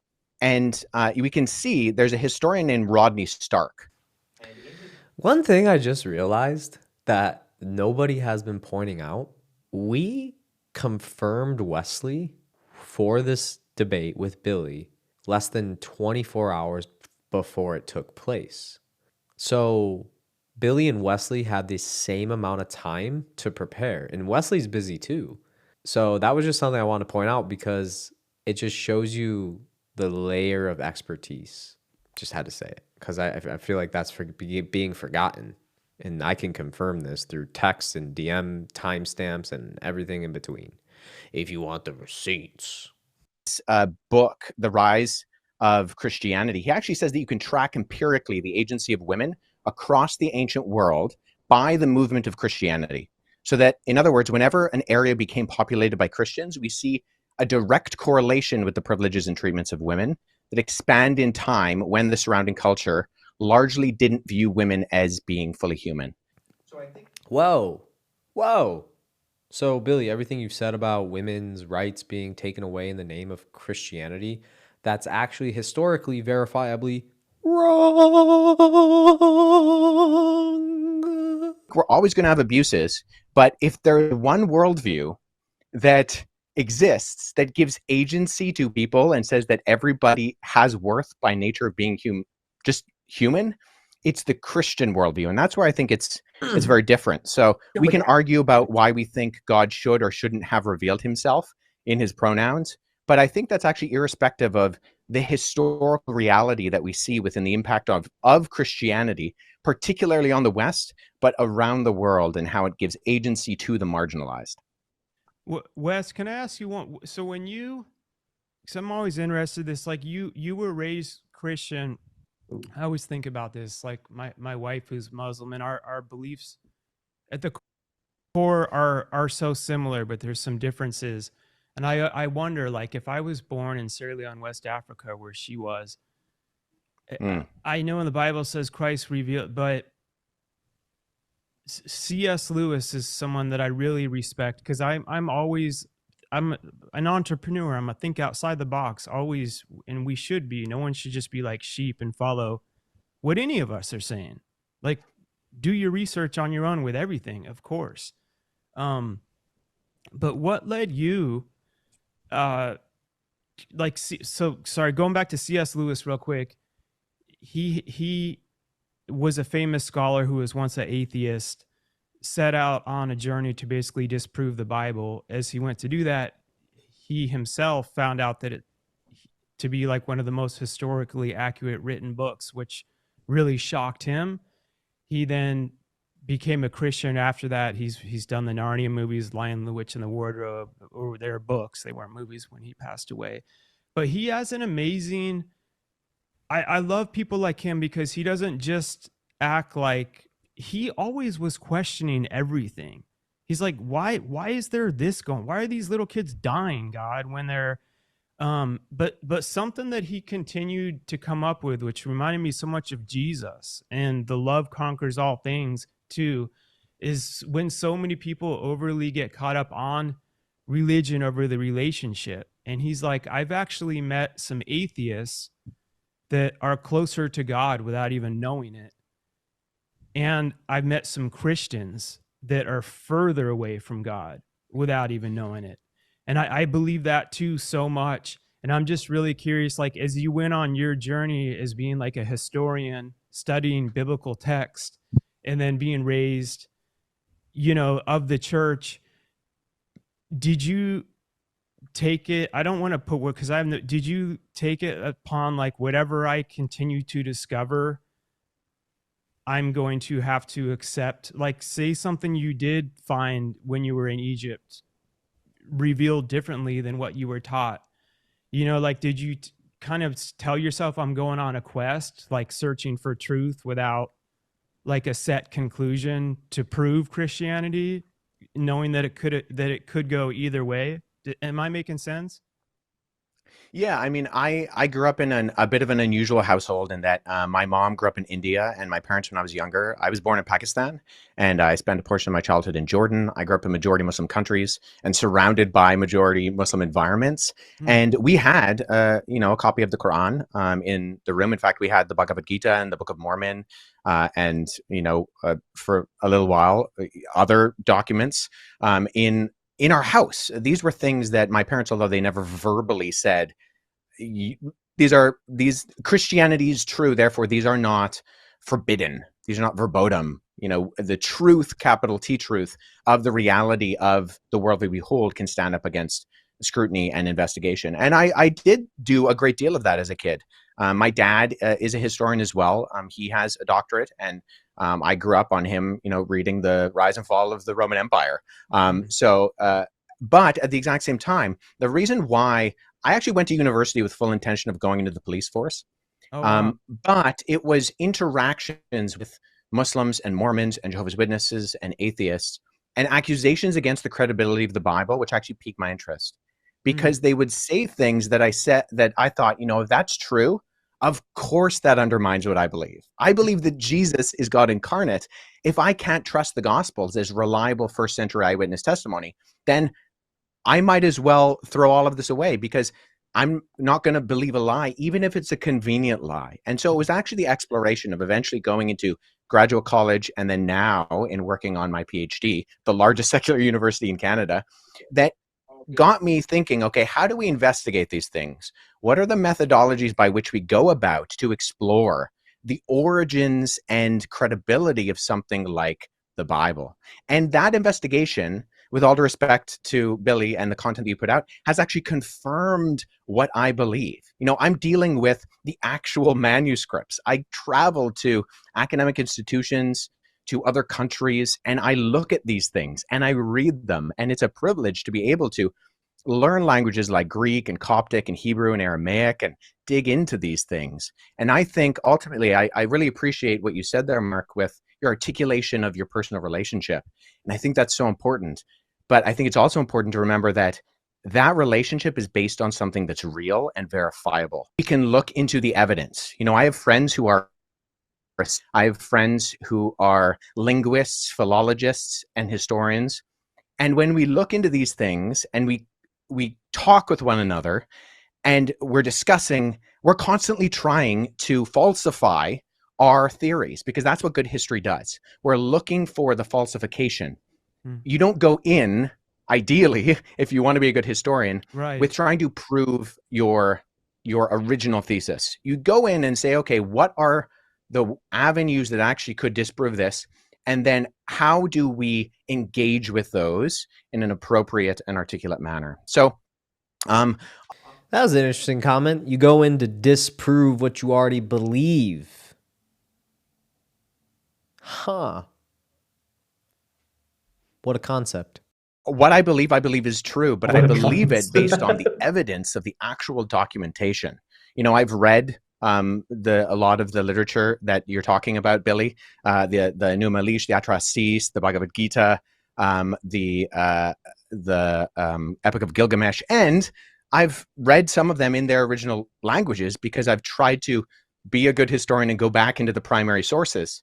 Or if I can't, engage with people like my friends who are Assyriologists, who are philologists, and try to not just go off of a translation, but the original. And I think I've found largely the opposite of the conclusions that you have made, Billy. And I know that you are very passionate about what you talk about, and I respect that. I just think that the confidence might not actually be backed up by the reality of the evidence. So when we're looking at some... Ooh. Yo, that was the kindest burn I've heard in my life. The dude said, Wes Huff, Huff, he said the confidence is not backed by evidence. Huh. Sounds familiar. Something like the Sinai Bible, when we're looking at something like the Gospel of Barnabas, when we're looking at... And some of you might be seeing this like, oh, Billy's getting bullied. No. I'm going to stop you right there because I feel like some of you might be having that thought. Look at this. Let me break this down really quick. Billy has been pushing these theories on millions of people who believe him to be true, because this is what people in this psychology do, and I know it because I was one of them. You look at somebody like Billy and you go, this dude is way smarter than me. He's done way more research than me. He knows way more about the ancient pyramids than I do. He knows way more about Christianity than I do. I would spend my whole lifetime just to even get 10% of what this dude knows. Plus, he's got secret space clearance and whatever else. So you go, he's way smarter than me. I'm just going to trust his opinion on everything he says. And I'm not condoning that mentality, but it's impossible not to think like this as humans. You see somebody you respect, you see somebody with 1 million followers, you go, damn, dude's got to know something. He's got to know something in this regard. I just don't think it's right to mislead people, because my own cousin, sorry, not my cousin, my cousin's husband, who is a black man, by the way, he called me and he had a lot to say. And he was like, man, I almost started to believe Billy. He was making my own family, not direct blood, but my own family. They have a daughter, and they did things like not baptize her and stuff because of people like Billy. This is real. This is my own family. I didn't know any of that stuff. He called me. I can read to you what he said. This is what he just told me. He told me this the other day. This is my own family. He said, bro, just finished this is a black man, okay? Just finished the full video. This is next level nasty. 10 out of 10. Thank you so much. I needed this. Jesus Christ is forever king. Silly Billy has to turn everyone at my job. Or Silly Billy has turned everyone at my job against Christ. And I tell people, don't listen to Billy, because he will confuse you and turn you away from the Bible and turn you away from Christ. Great job, with like 5 clapping emojis and 100. People telling me I'm racist because of how I'm behaving. No. If a white dude was acting like this, I'd be the same exact way. One of my roommates was black. I lived with him for like 2 years. One of my best friends, Akil Wade. Like, get out of town, bro. I could see that for like older generations. Just a reminder, y'all. I'm 29 years old. Like, our generation doesn't deal with racism like I think some of the older generations do. And I'm not saying it's not a real thing, because it is a real thing. But I just think to pull that card in this scenario when Wesley's from the Middle East, like, yeah, you got Mark, you got me, I'm a white dude. But yeah, it's just stupid. I don't want to be rude, but that's a victim mentality. That is a victim mentality. Reverend Michael Beckwith will tell you that is the first stage of consciousness. It's the lowest stage of consciousness. You got to move up the scale. Like the gospel of Jesus' wife. These are things that actually have provenance that we can verify.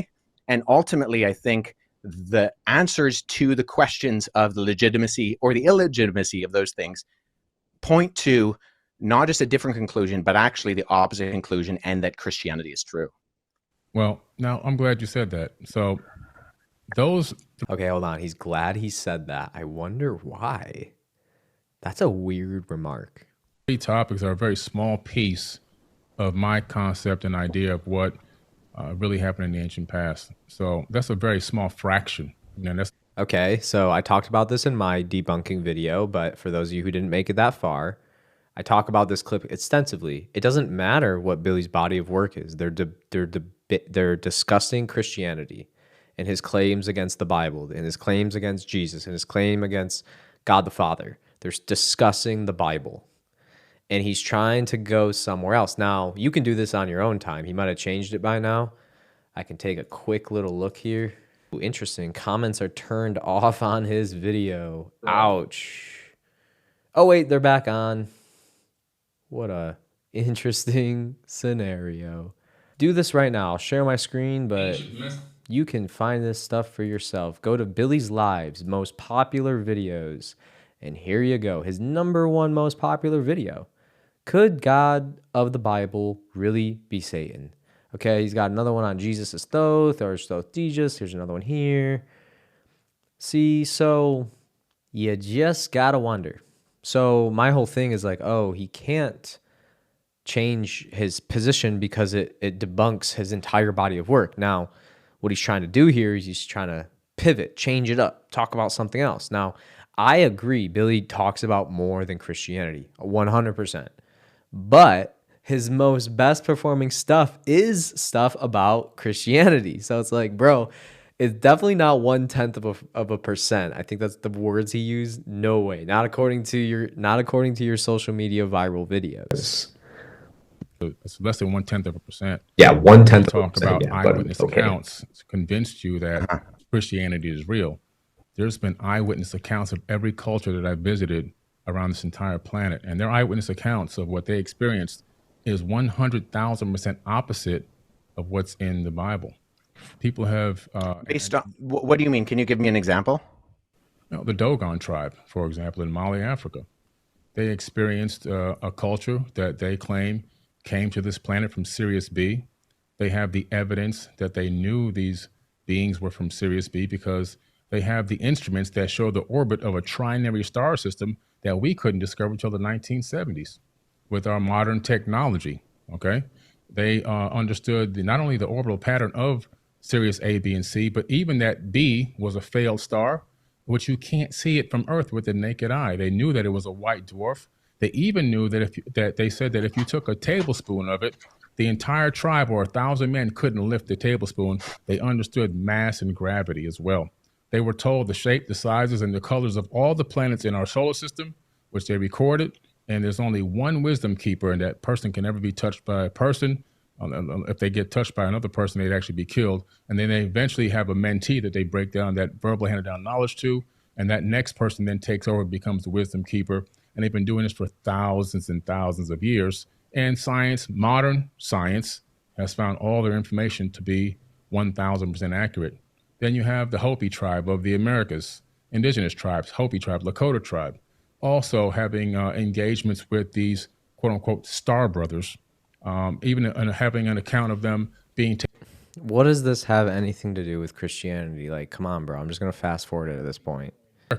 I just came back from Turkey. You have the people from Turkey, Mesopotamia, also being taken underground into a place called Derinkuyu by these beings, by these people. A structure that's built 12 stories deep underground, that's made out of volcanic tuff, a very soft stone, and if you don't know what you're doing, it'll actually collapse. There's no evidence of any collapse, and it was thousands of years old. It was reused many times, so the mainstream story about what it was used for to hide from Romans is actually false. This place is ancient, and in order to build it, you actually have to have foreknowledge of how to construct.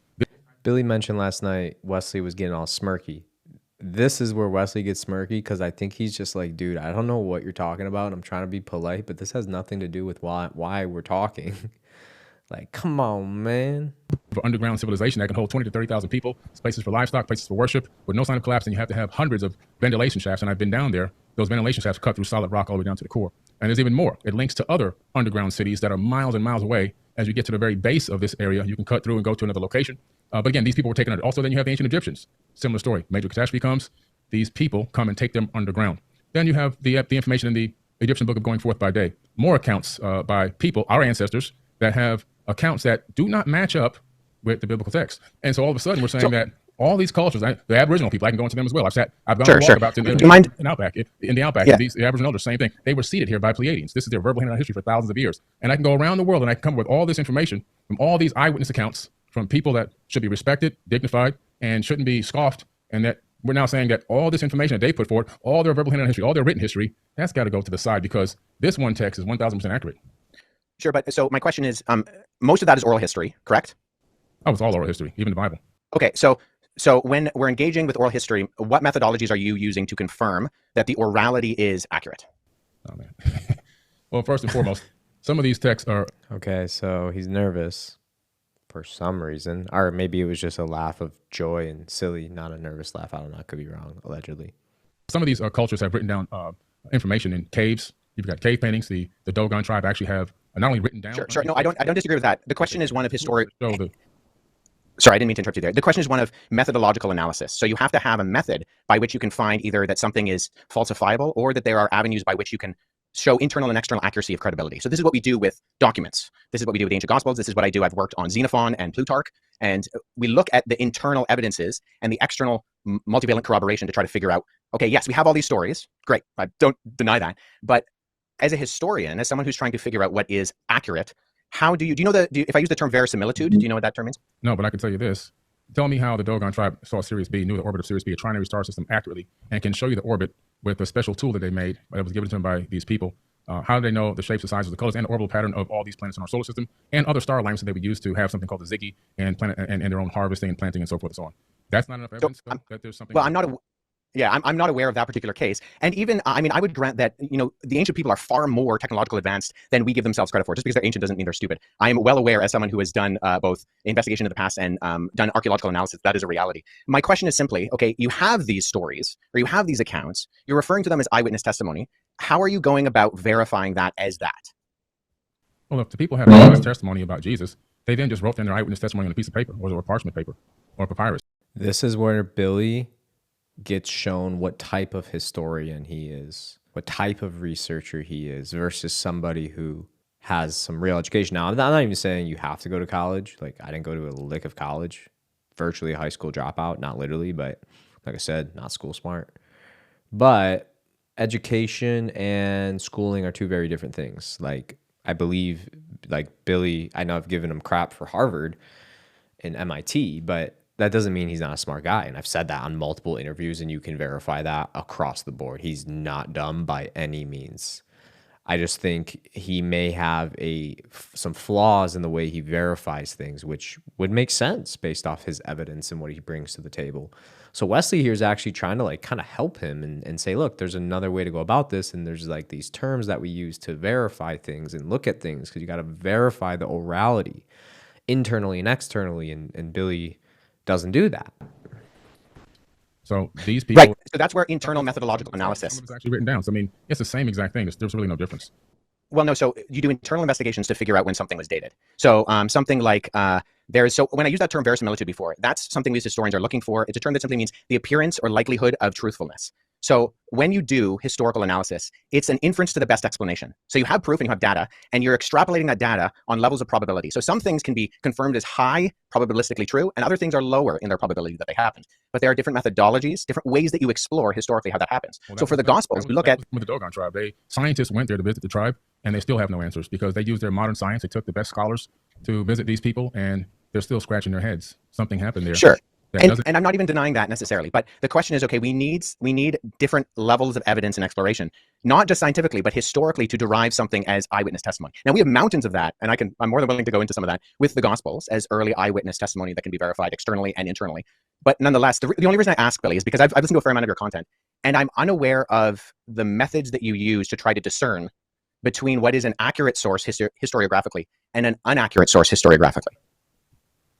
Well, Does that make sense? I use getting in an airplane and traveling to these places, doing my own research, talking with indigenous cultures, and researching as much of the text that is available that I can possibly find.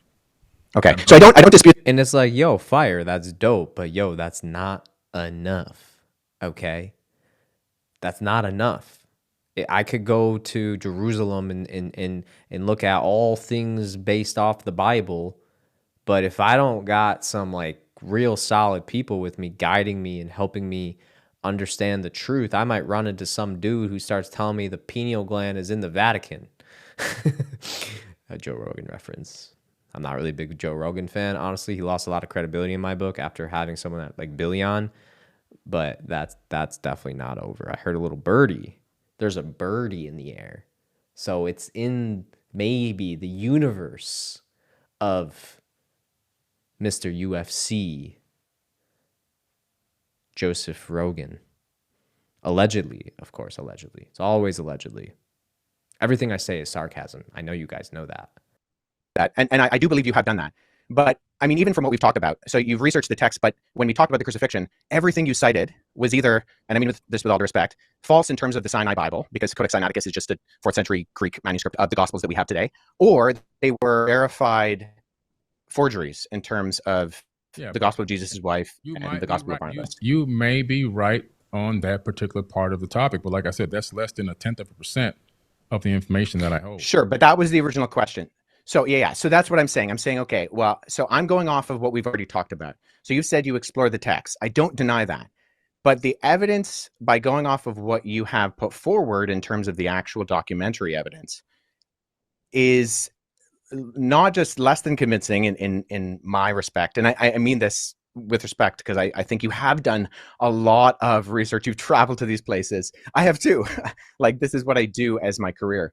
But I'm not really getting indication, because in history, we go to the primary sources in their primary languages. And when Mark asked, okay, why do you deny the crucifixion? The sources you used were not primary. Okay, we're still talking and about the same thing over and over again. There's so much more we can talk about. Now he's getting angry. Typical, alleged, emotionally unintelligent people. Like, he claims high IQ. Bro, what's that one chess master's name? Why is that coming to my mind? I got a weird brain. I'm like a super creative, if you guys don't know. I'm a good businessman too. I have my logic. This is about to be hilarious. Just stay with me for a second. All right. Magnus Carlsen. Yo. Oh my God, he's got the same last name as Billy. This dude, here he is, bro. Magnus Carlsen. This is a logical man, okay? I don't even know why I'm doing this, but we're just gonna go for it. Let me see if I can get a montage really quick. Okay, let's do this one. Handshake. Bro. This is a man of logic here. See, if he loses or he's losing, I'm sure he doesn't get emotional. You know why? He's a professional. He's at a different level. He's one of the best in the world. You can see it by the way he moves. Look at this. Oh. What was that? Oh, not even, look, he's not even oh my God, he laughed. Huh. He can make a joke out of a very serious scenario and not get all butthurt. Wow, what an emotionally intelligent guy. I like this guy. I don't know anything about Magnus Carlsen, but now I do. Cool dude. This is totally impromptu, by the way. Everyone listening, watching. You should be watching. Watching my YouTube will do you a favor, bro. I promise it's worth it. Oh. Dang, I love chess. Oh, look how fast they're going. Dang, this game is like so quick. Damn, he destroyed him. Oh, yeah, it's over. Oh my God, that speed is incredible. Oh. Over. Oh, not yet. On the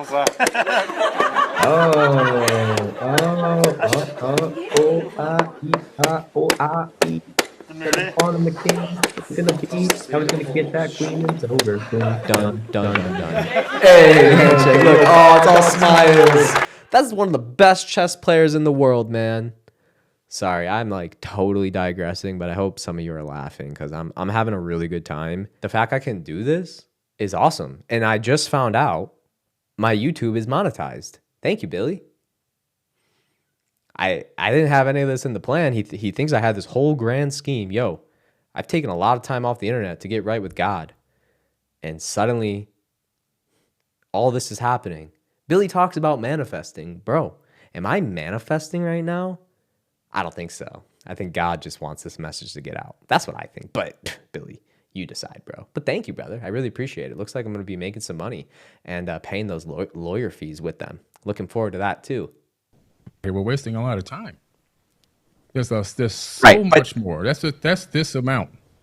Do you guys? Sure. Do you see Wesley's demeanor there? He's like, sure.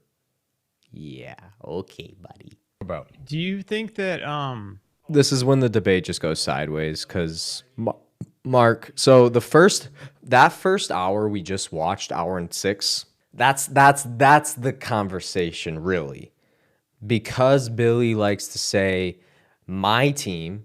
He's criticizing my team and me. Like, yo, some of my people been with me for 5 years. That's like my family, bro. Don't throw hands at them. We didn't edit it. It's raw. It's raw. So I'm going to let it play raw. But the rest of the interview kind of sucks, if I'm honest.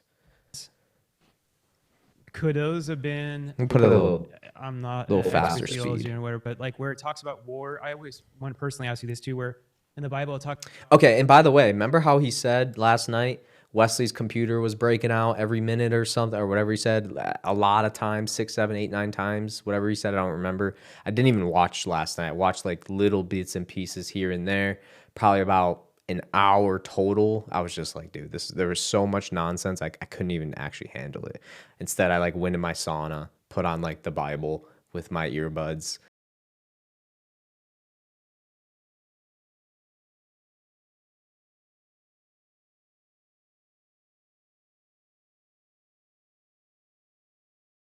So everybody who's hating on Mark, remember that first hour, Mark didn't say much. I mean, that's just the facts. You know, I've watched this more than anybody. I can tell you that. I don't know if that's true, allegedly, but it might be allegedly. There's no reason to say allegedly for that statement, but I would like to say it because allegedly. Wars between demons and angels and stuff fighting in the heavens. So there's tons going on, obviously. Demons, could any of those have been, like, from what you've discovered or how people have written it, do you think those could have been demons or angels? I don't believe in demons or angels at all. Billy doesn't believe in angels or demons at all. Ooh. That's one of the greatest tricks the devil ever pulled.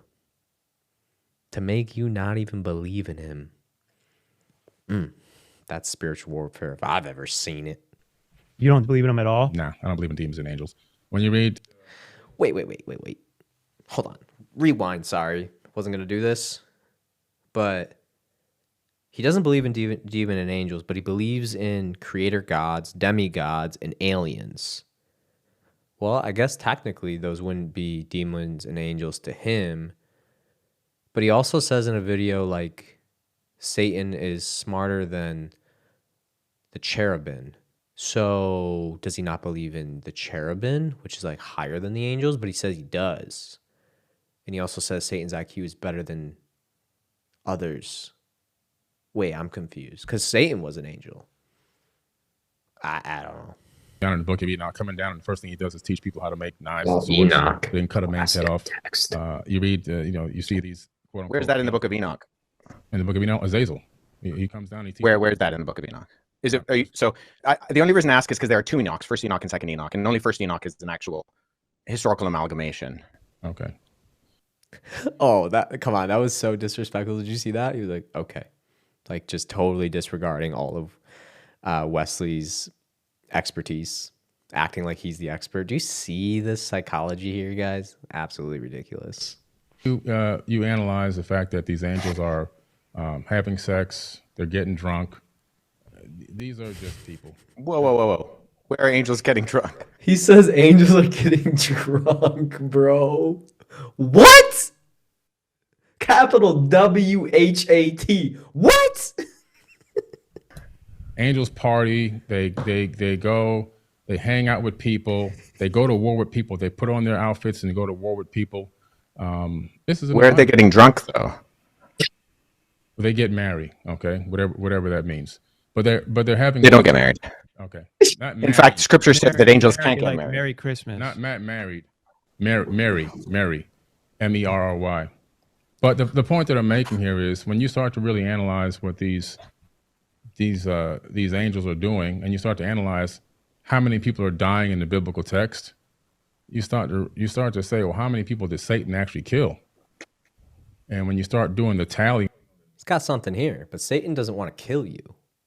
See, the thing with demons is they need legal rights.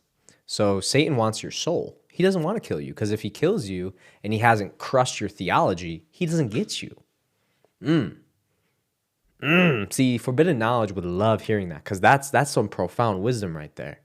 That's something you learn through experience. Now, I'm not saying I'm like some expert in all of this, but I know what I just said to be 100% the truth. That is a hill I will literally die on. That's how real I know that to be. I know that to be so real. I knew that even before I knew Jesus. That's how real that was to me and is to me. The God in the Satan in the Bible, Satan doesn't want to kill you, bro. He wants to make your life hell on earth. But he doesn't want you to know you're in hell. He wants you to think hell's fun. So yeah, I digress. You get where I'm going. So Billy, brother, look what you're doing to your followers. That is so wrong. That is the darkest thing you could do to a human. And he's calling me a dark, whatever he said. Absolutely wild. By the way, Billy says he doesn't believe in religion, but according to his words and what he's saying right now, you guys, this is Satanism. This is Satanism. This is what it is. the devil that's doing all the killing. And then God says in Isaiah, I created the good and I created the evil. Do what I say at the Lord. So he's saying that he's doing the good and the evil. That's what he's saying. Yeah. My personal opinion on this whole thing, I just let me get this out because we keep. Yeah. And look, Wesley tried to combat, and Billy says, no, I just need to get this out. I need to get it out. Well, you've had so much time, like, over and over again. Weird. My personal opinion is that the biblical text is a good book. Now, the biblical text is a good book. That ain't what you say everywhere else, unless I'm missing something. I gotta have missing context, allegedly. One video on Twitter has me saying this. It's good text because if you actually apply some of the information. Hey, Billy. I hate to be nitpicky, but it's actually called X. Sorry, I'm tired. That's in the Bible, you can get a good result, like you have done, Mark. Right. I struggle with no. I want you to finish your thought. Go ahead. Yeah. So because you can get a good result, but there's a lot of misinformation in the Bible. There's a lot of false information that's copied from ancient text, and if you go by that text, all of a sudden. Literally just putting back his blanket statements that Blessy tried to debate him on earlier, and he had no specifics. Years of slavery, you end up with abuse, you end up with divide and conquer tactics that separate people. You end up with people thinking that they're the chosen ones and they're the chosen people, and we've been promised this promised land so we can eradicate another race of people because this is our land, because God promised it to us. You have people that want to go on the papal inquisitions and torture and kill and murder over 80 million people. You have the American Holocaust, 111 million indigenous natives slayed. You have all this going on because of this text, which is set up so contradictory throughout its path across time. The biblical text is some of the least contradictory ancient text. That is an actual fact. Don't believe me? Even go look at Cosmic Skeptic, who I really like. He's an atheist, but dude's a genius. Some of his more recent stuff, even he has come to realize that. Don't get me wrong, he still needs some help because he still references the Gnostic Gospels and stuff, but the Bible does not contradict itself if you understand the context of the Bible. Like Wesley will say it at some point, the Bible was written for us, but the Bible is not written to us. So you got context is super important. You get into the New Testament, slavery is still being condoned in the New Testament. Was it? Honor thy slave master as you would honor God or Jesus, it says, I believe. So in Ephesians. Well, it doesn't. It doesn't say that. But the God of the Old Testament too. Like I'll let you go real quick, but I'm just. But see, and I know you have to go see if anyone got kind of ringed around, it was Wesley. Because look at Mark here, what he's doing, and I love Mark, but this was outlandish. As I challenged my own subject, I mean, Billy just said Jesus said there was slavery, and Mark interrupted Wesley's response to that. I mean, that's kind of a big deal. I'm telling you guys, this is where Jesus came in and changed everything for me. But like the Old Testament too, it is hard for me to read. Even Noah thinking God's like mad at everyone. Let's flood the whole world and murder all these people that I created. That's pretty bad stuff. But it seems so contradictory to, and I'm speaking, Wes, as a Christian, and I don't have the, whatever they're called, papyrus. There isn't. This is where people, but I continue to follow in my heart, but it's so, Jesus did not seem like that at all. But they say God's the same as then as he was now, like time, he created time. So he didn't come down, as Jesus and change and evolve and then come back with new information and be like, you know what, I don't think I'm going to flood and do. So these are more, I guess, like bigger moral questions that there's not necessarily, but that's where things like the Old Testament challenge me at times. And I know there's a lot of things where they correlate, and I've seen some cool things that come together too, but it's just like, man, to think like I'm going to flood and murder all these people that I created and then leave a few alive doesn't seem like what. Okay, so love Mark, but this goes to show he does not understand original sin. We humans, we have free will, and God saw that it was better to give humans the choice to believe in him and worship him versus letting them be like robots that are just have no agency. See, this is where atheists and people, they just don't get original sin.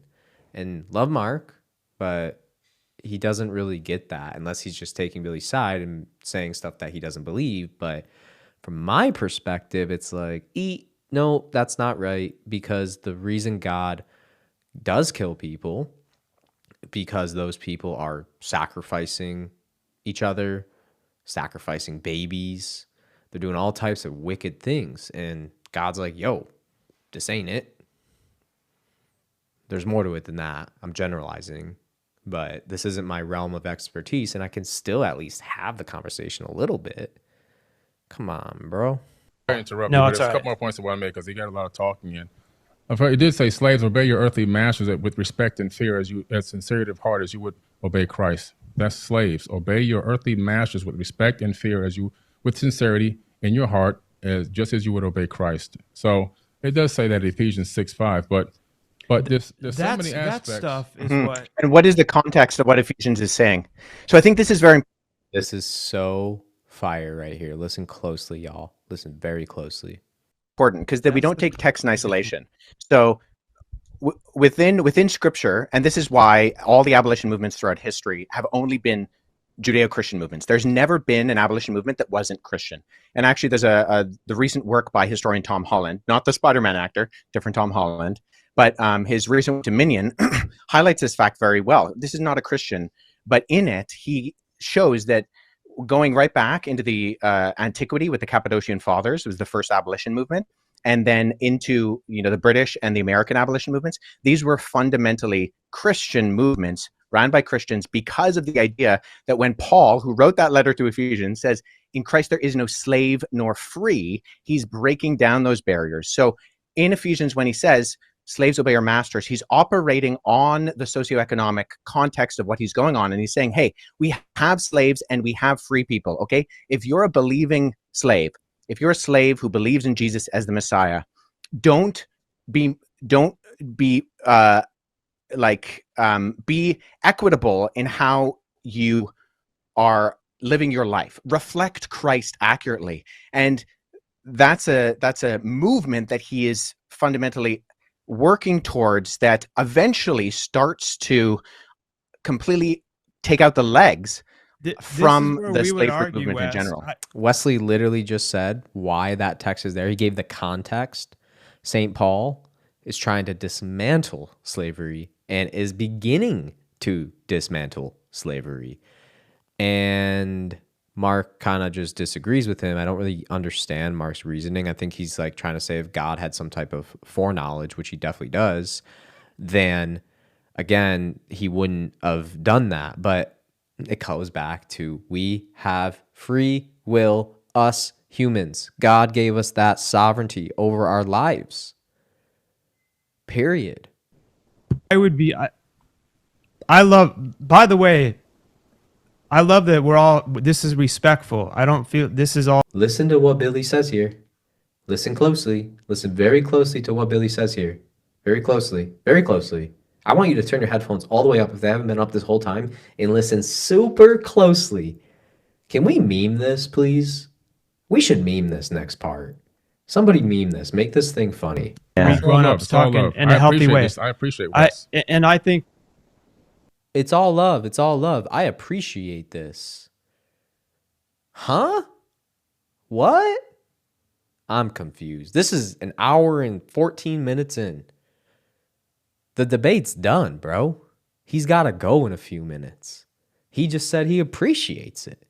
This is going to give us but this is where you and I sitting down in the room, I would be like, great that you came to that, but like what were the methodologies did you use to conclude that him saying the slave be the master to the slave, you're able to interpret it meaning that he's meaning that? Because I was also raised in the church, and I would question when they're like, oh, in the old days when they said women don't wear jewelry, that's a sin. You would know the exact verse. Yes. And then they're like, oh, but that was just written because at that time that was what they did. But then the next week they're telling me, but if you believe in the Bible, you either believe in all of it or none of it. I'm like, well, how come you're just... And they're like, but it's okay for women to do that. Now, those are the things where it's like, we've got to be honest here. Like, if you're respectfully challenging Billy, Billy's going to go and do research and be like, okay, now I want to see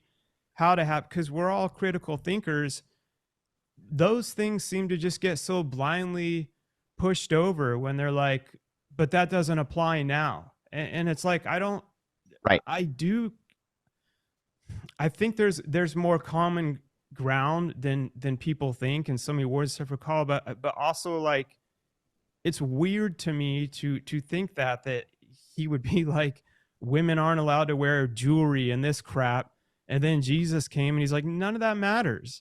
And then for them to be like, oh, that only made sense then, but now it doesn't apply. But believe everything. Right. So this is what's referred to. You know what? Like, So this is why, like, I'm always like,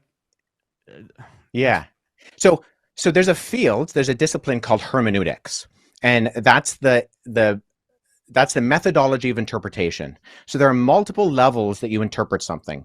So whether we're dealing with, say, the book of Ephesians, or we're dealing with Tacitus's Annals, we look at something and we contextually read it within the framework of how it's being written. So there's a historical approach where we look at the context. Okay, Paul is writing to a church in Ephesus. What's going on in Ephesus, and how is what he's saying in that city in what is modern day Turkey, how does that pertain to that particular time and framework? Where is Paul coming from? Where is now though? See, Mark, love you, dude.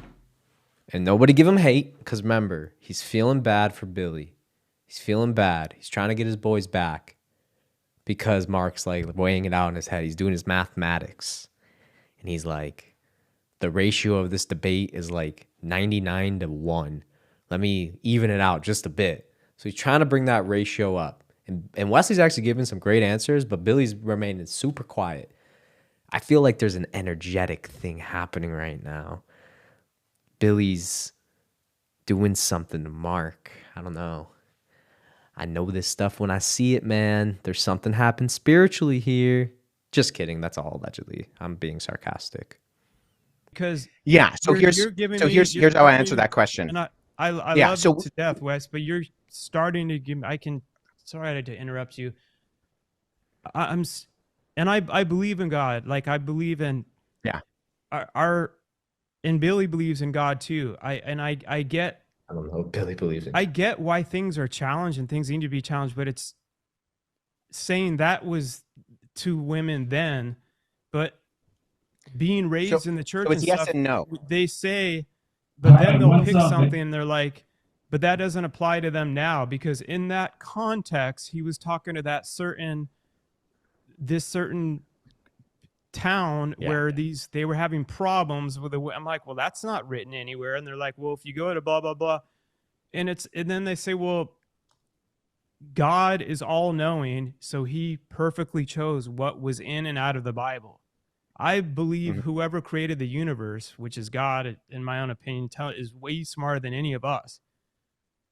Why would he leave something like that crap in there, that women shouldn't wear jewelry and all that, and then have in the New Testament that crap doesn't really matter? Like that's where it's like I have to believe that it's not I do think there is parts where things got written in, and I don't think they're the major things personally, like whether or not Jesus was crucified, which I think is a major thing, because if he wasn't, that I've studied that a lot, that would challenge that would challenge the core of my whole belief system over whether or not it said if women can wear jewelry or something. But I do think that, and I don't know if there's an exact answer to this, but I do think, there is an exact answer. One of the things I learned from my Orthodox friends, the first time I went to an Orthodox liturgy, they said, Anton, Christianity is not everything you think it is. It's way more deep than you ever know. They kind of knew my background. And a lot of people who find Orthodoxy actually have very similar backgrounds as me. Because again, you can't just poo-poo the mystical stuff. Like, God is not linear, including Christ. Jesus is God. But again, you got to understand the Trinity to even say that statement without a New Ager being like, what? Singular being? Like, no. Actually, I'm not even going to talk about the Trinity, because you can almost not do it without a heresy. So they told me, Anton, any question you have, why this, why that, why do we do this? Why do we listen to this? Why do we say this? What's this about? What does this text mean? What's this? Everything has an answer. And not only does it have an answer, it probably has a book about it as well. Like, there's an entire book in Orthodoxy called Acquiring the Mind of Christ. This is a real book. Does that not sound like Christ consciousness?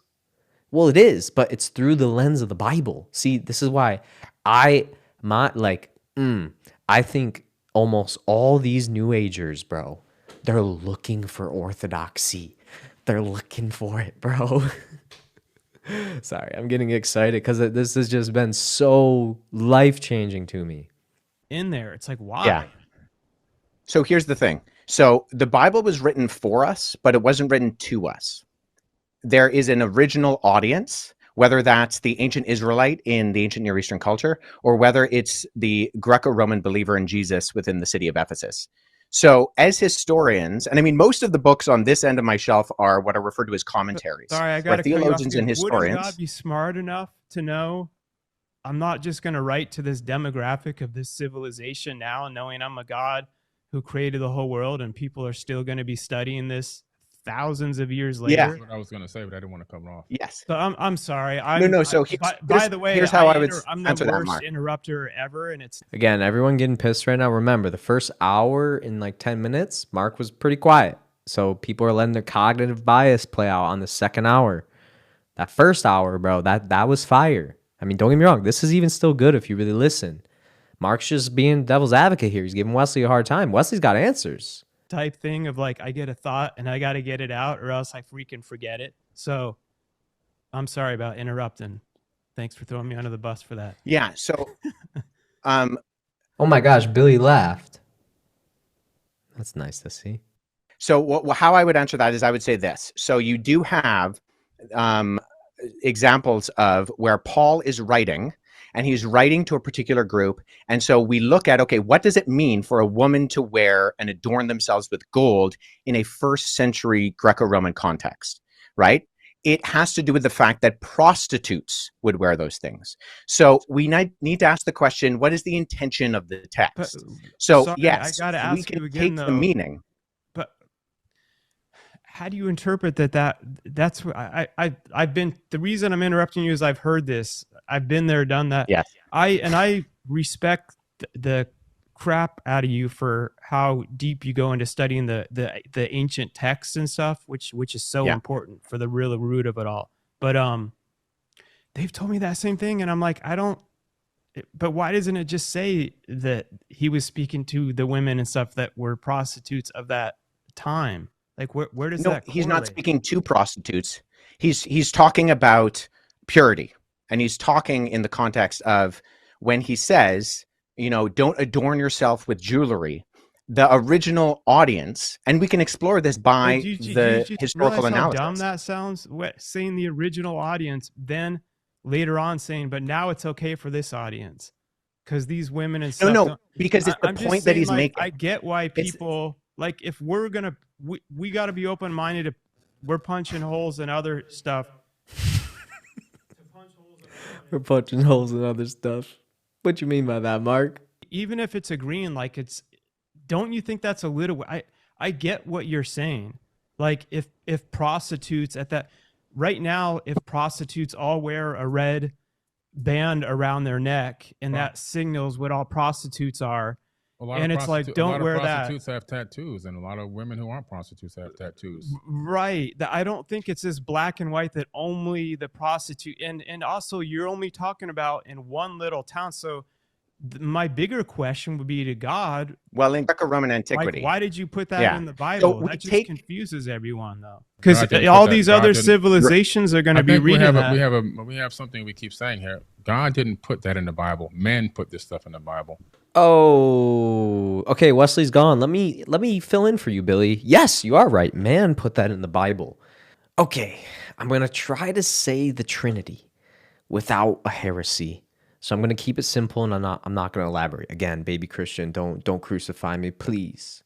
It's something to the effect of God is one being and three persons. Okay, you got God the Father, God the Son, Jesus, and God the Holy Spirit. Now, this is where Catholicism and Orthodoxy have a slight variation, and I know this because I came across it when I was choosing which church to become a part of. Okay? There's a slight difference there. I'm not even going to explain it because it doesn't even matter. I mean, it does matter. Like, my priest would definitely not like to hear me say that. But kind of like the context of the Bible, you got to know who you're talking to, who the audience is talking to. I'm probably not talking to Orthodox Christians right now.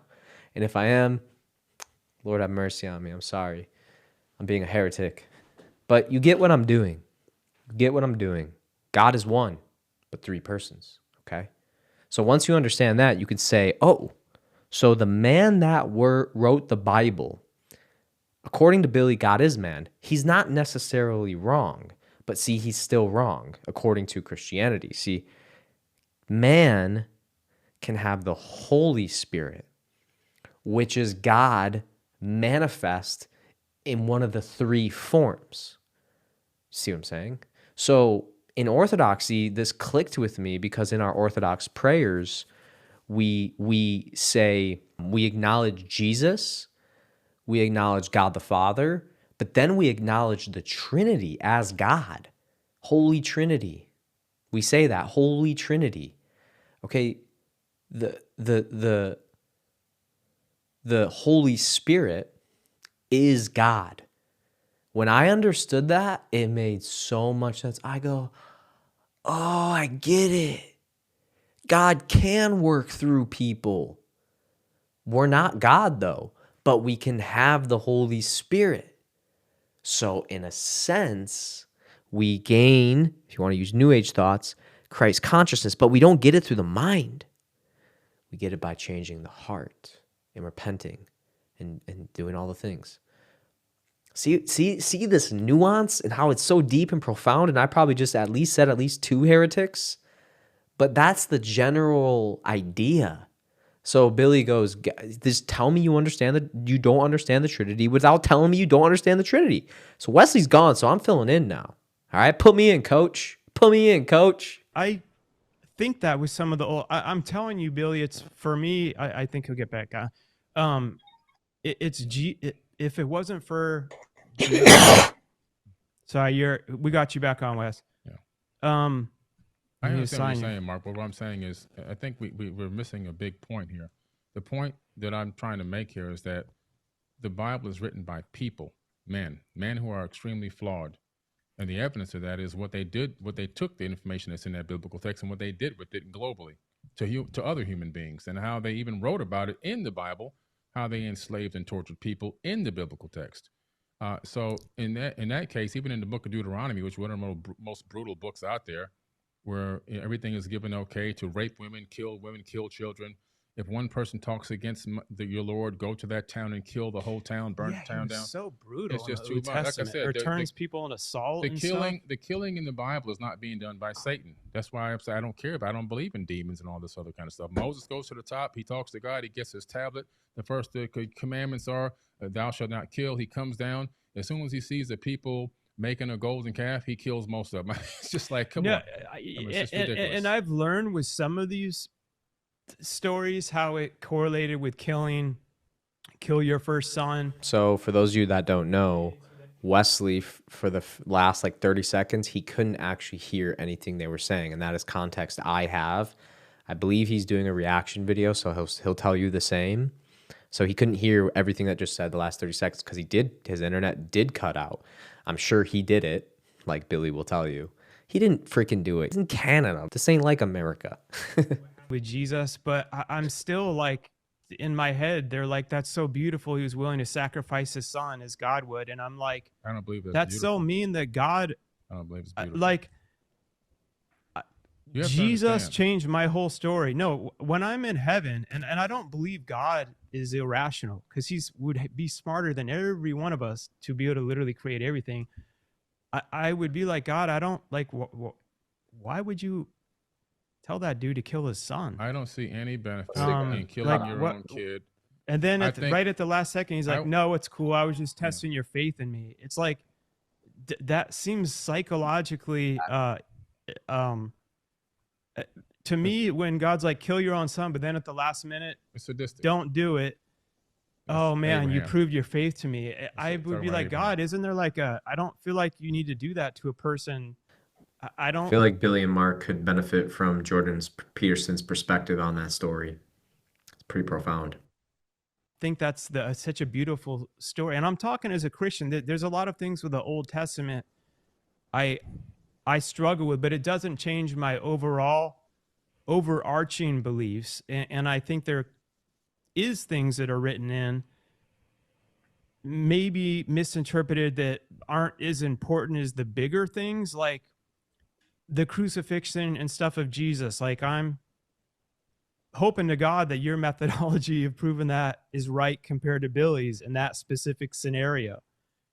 But in some of these other things, I almost rather them be disproved that God killed his that God and I've heard a lot of these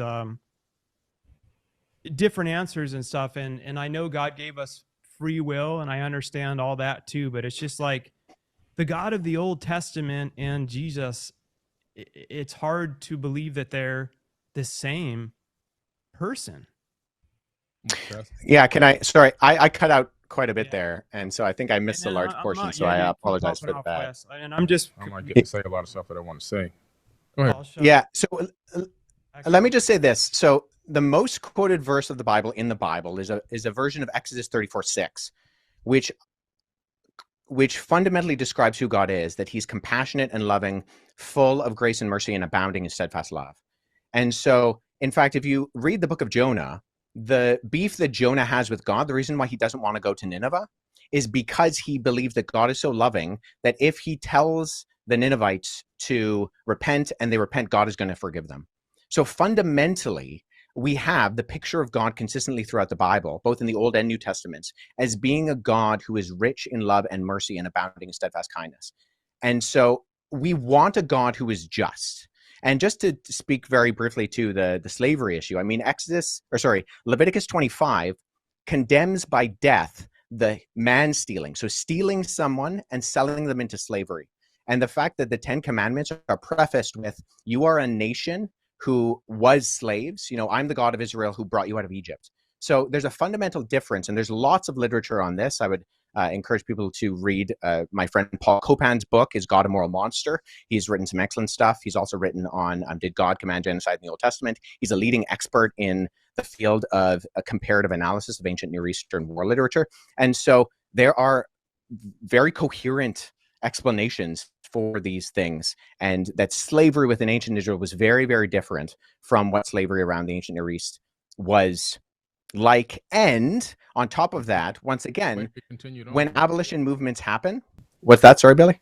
I said slavery continued on throughout the Bible with no problems. But it was always undergirded by the fact that this was not the ideal, that this was something that should not be done. And even slavery within ancient Israel was fundamentally different than slavery around the ancient Near East. This is not a contested fact. You can look at the scholarship of individuals like Wright, who's written extensively on this. He's an ancient Near Eastern ethicist. And there's vast difference between the law codes in Leviticus, Deuteronomy, and Numbers, and something like the Code of Hammurabi, which puts people on a tier system and gives different punishments depending on where they are within society. That's not true in ancient Israel. If you were a king and you stole somebody and you sold them into slavery, they would punish you by death.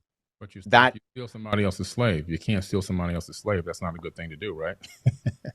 The point that I'm making here, I got to say something before I get out of here, is the Bible is full of contradictions. The biggest problem that we have is we're dealing with a civilization on this planet that is psychologically impaired. Human beings are psychologically impaired. This entire planet.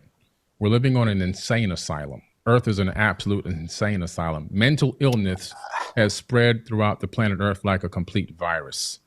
And when you take a text like the biblical text, knowing that human beings globally are mentally ill, this entire planet is a mental insane asylum. And I'm talking everyone.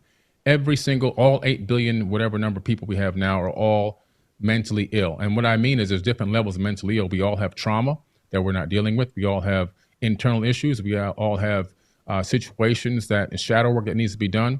And some people are at higher levels of mental illness than others. Most of us are functional mental illness people.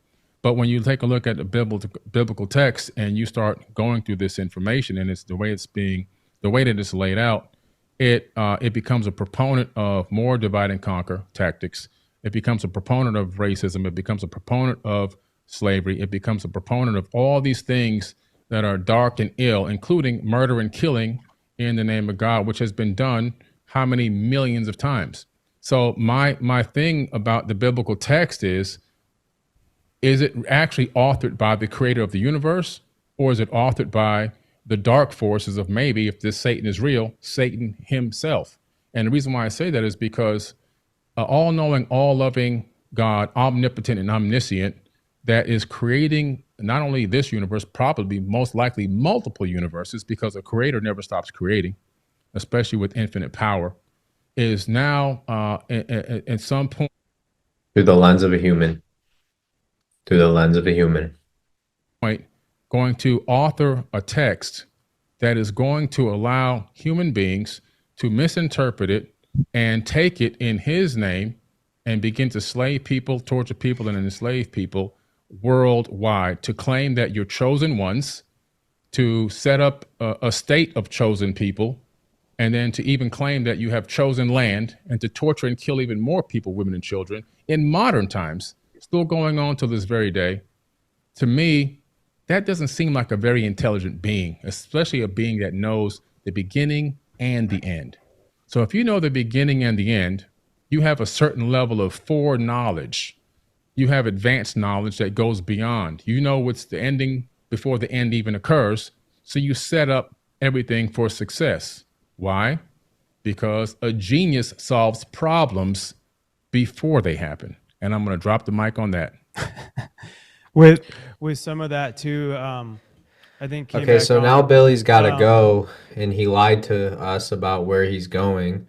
I know he lied because last night on the live stream, he said he had to like go get his air furnace fixed or something.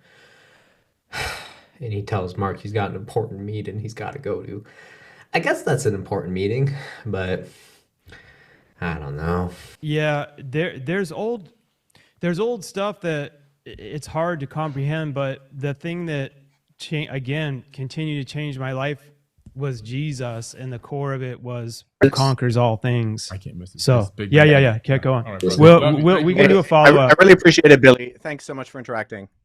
So I would and love let me to know if it doesn't cut out a follow up on just out of my own curiosity, Wes. These are things again, like Jesus has changed everything in my studies. I mean, I was young, I was in trouble, I was in jail at age 17.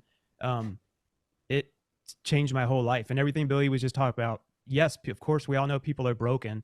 It's Jesus that has helped me through. All of us were never perfect through my brokenness. And there's so much more love than so many people know. And it's unfortunate that some of this stuff has caused, people can pull something and there is anger, and there's truths to what he was just at least talking about there when you were cutting off about the wars and everything too. And it's sad because that's not what Jesus is doing there for us. And for people that truly don't have, the Jesus I know in their life, I don't preach down on them like I'm better than you, or to me, it saddens me, to be honest, Wes, talking heart to heart, because I'm like, man, at the end of the day, I've had so many times, bro. I've had times, I'm telling you, my wife's Muslim, but it was a church that saved our marriage. We were separated. We've been married 18 years.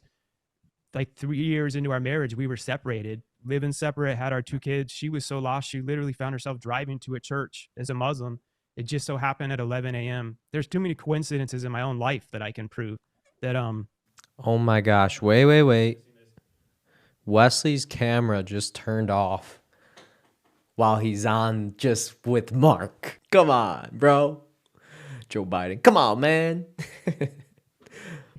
She found a person that happened to randomly be at church at 11 in the afternoon, and he just so happened to be the marriage counselor. And she's just like, I'm a Muslim. I don't even know what got me coming here. And my marriage is not, my wife just randomly found herself at the church, basically opening up that when the marriage counselor happened to be there at 11 a.m. on like a Tuesday, she's like, I'm a Muslim. I don't know why I'm here. And I don't know what to do. My marriage is falling apart. And these are proofs where like, I can dot these out throughout my own life, my own experience. And it just so happened as a Muslim, then my wife and I started attending counseling at our church through a Christian therapist. And I start seeing all these other marriages that were so broken. The craziest things happen. And then they reconnected and had this foundation that was unbreakable. And the only thing that they all had in common was they had God and Jesus in the center of their marriage. And by the way, now my wife and I have been married for 18 years.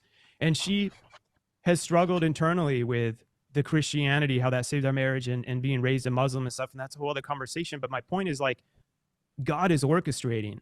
And there's so many different examples I have in my own life of actual proof of it. This is totally different than what you and Billy were talking about, going into the actual historical proofs and the methodologies. This is more of my own testimony that I'll have to share on a whole other show one day, to where sometimes people get into was Jesus, this color scan or that. And I'm like, at the end of the day, I could care. That means nothing to me. All I know is when I was down and out and in jail and nothing, he's like, Mark, I still love you. Even in jail, I still love you. He's like, but I have such a better life for you. Again, Mark's compassionate side coming out, his grace that he has experienced, the mercy of Jesus, because Mark has a really messed up past. We've done videos on it. It's all over social. You can look at those. There you go. Here's evidence. This is my thing with Christianity. Like, you don't have to have an encounter with the living God, but if and when you do, and it's not something you can create. This is the difference here. You cannot create this one. God chooses who he wants to reveal himself to. And if you seek, you will find, and it will be in a way you understand. If you stop doing stupid, in my head, I heard the way I talk, like SHI, he's like, then stupid SHI will stop happening to you. He's like, but either way, I love you.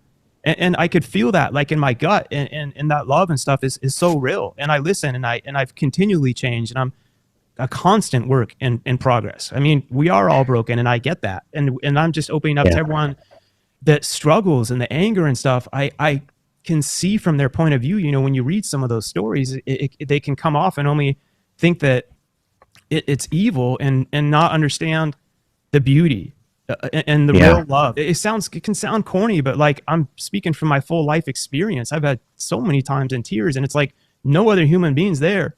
But at the end of the day, like God's always there, man. And if I didn't have that, I literally, Wes, would have gone insane by now. That's just me personally. Yeah. You know? Yeah, no, I appreciate that. And I apologize for all the tech issues we're having here. I'm blipping in and out. But yeah, I mean, I would echo that. I mean, what I said about how the God of the Bible is described, that when God reveals himself and he says, you know, I'm Yahweh, the compassionate, the gracious, slow to anger, and abounding in steadfast love and faithfulness. I think we see that carried right over through the testimony of Scripture. I mean, you look at Jesus saying things like, but I say to you, love your enemies, do good to those who hate you, bless those who curse you, pray for those who mistreat you, love your enemies as yourself. You know, don't expect anything back. He says, but I tell you, love your enemies and pray for those who persecute you, that you may be children of your Father in heaven. I mean, I truly believe that Christianity is verifiably true. And I would really encourage listeners, you know, dig into these things, not to be too self-serving, but I have a lot of historical information on my website, wesleyhuff.com. Oh yeah, I've been for information too. Yeah, we've been doing a series with the organization I work for, Apologetics Canada, called Can I Trust the Bible? We have 2 episodes out talking about the canon and the text of Scripture. I'm going to be going in 2025 to hopefully a number of other countries and exploring even some of these Old Testament stories, going to the locations where they happened overseas and talking about, you know, how do we deal with some of these more tricky texts and the historical reliability of them. So I'm not afraid of the nitty gritty here. I want us to understand those things. And so God has changed my life, Mark, just like he's changed yours, and I really appreciate that. And I appreciate Billy being willing to come on and interact. I think Billy's a great guy. I just think fundamentally he really is, Wes, to tell you. And I told him, I love him so much. I didn't want him to feel bombarded. But he's respectable. And I told him I was going to have you on. I wouldn't just catch him off guard. But he's another example of C.S. Lewis when he's everything he says. I know when you become famous on social media, people can think he's the guy, Wes, like, I have something going on with my family, whatever. I need something. He will fly across the world and be there for me in a heartbeat. For any of my children, I've seen him help so many people, not on social media. I mean, like homeless. Yeah. And I've watched social media. I watch people just try to butcher his character.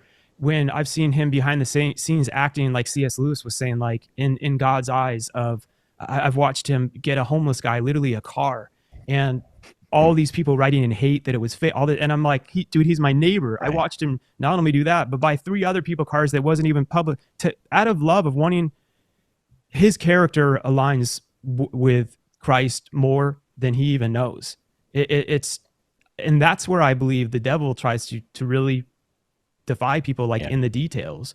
And I understand where his anger and everything's coming from, but now what you're pointing out here, Wes, too, is the factual methodologies of these things, the way you measure them and how you've been, you know, trained, not just you, but it sounds like historians. It's not like you're just using some random thing.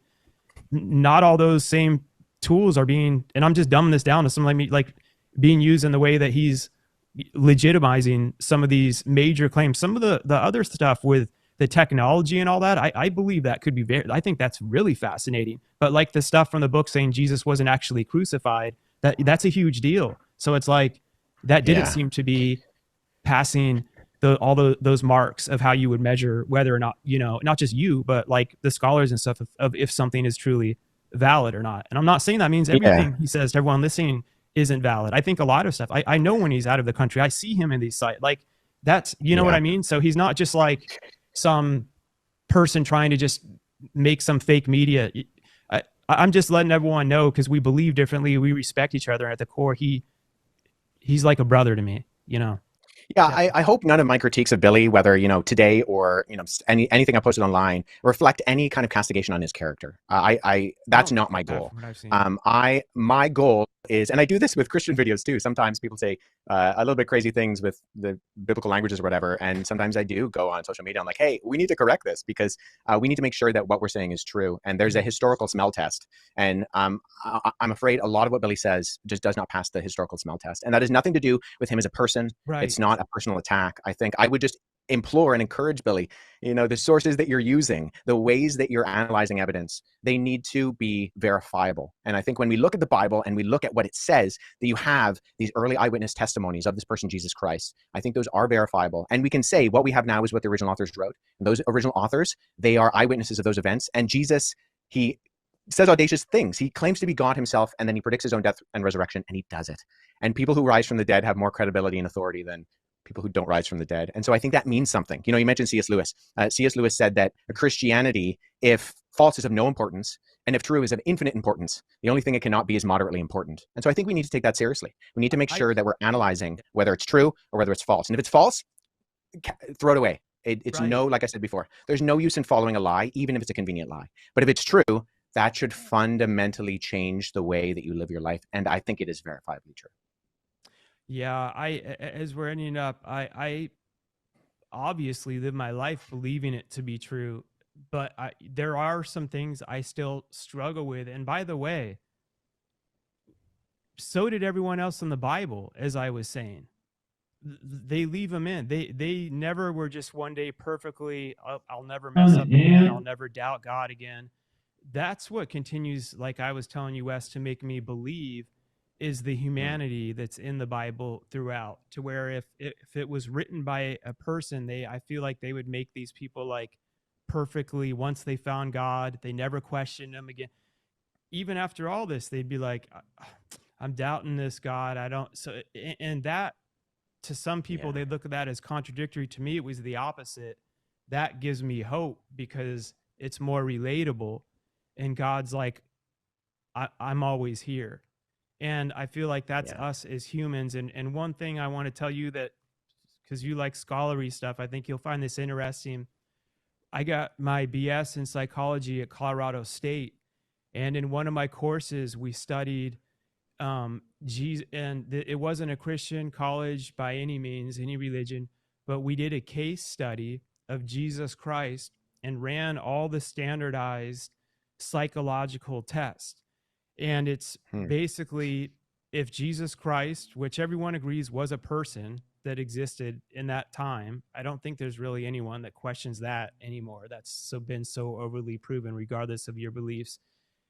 If he was a person in that time and claimed to be the Son of God, he would either be, he'd be something on how we measured psychological disorders, whether it's full-blown narcissism or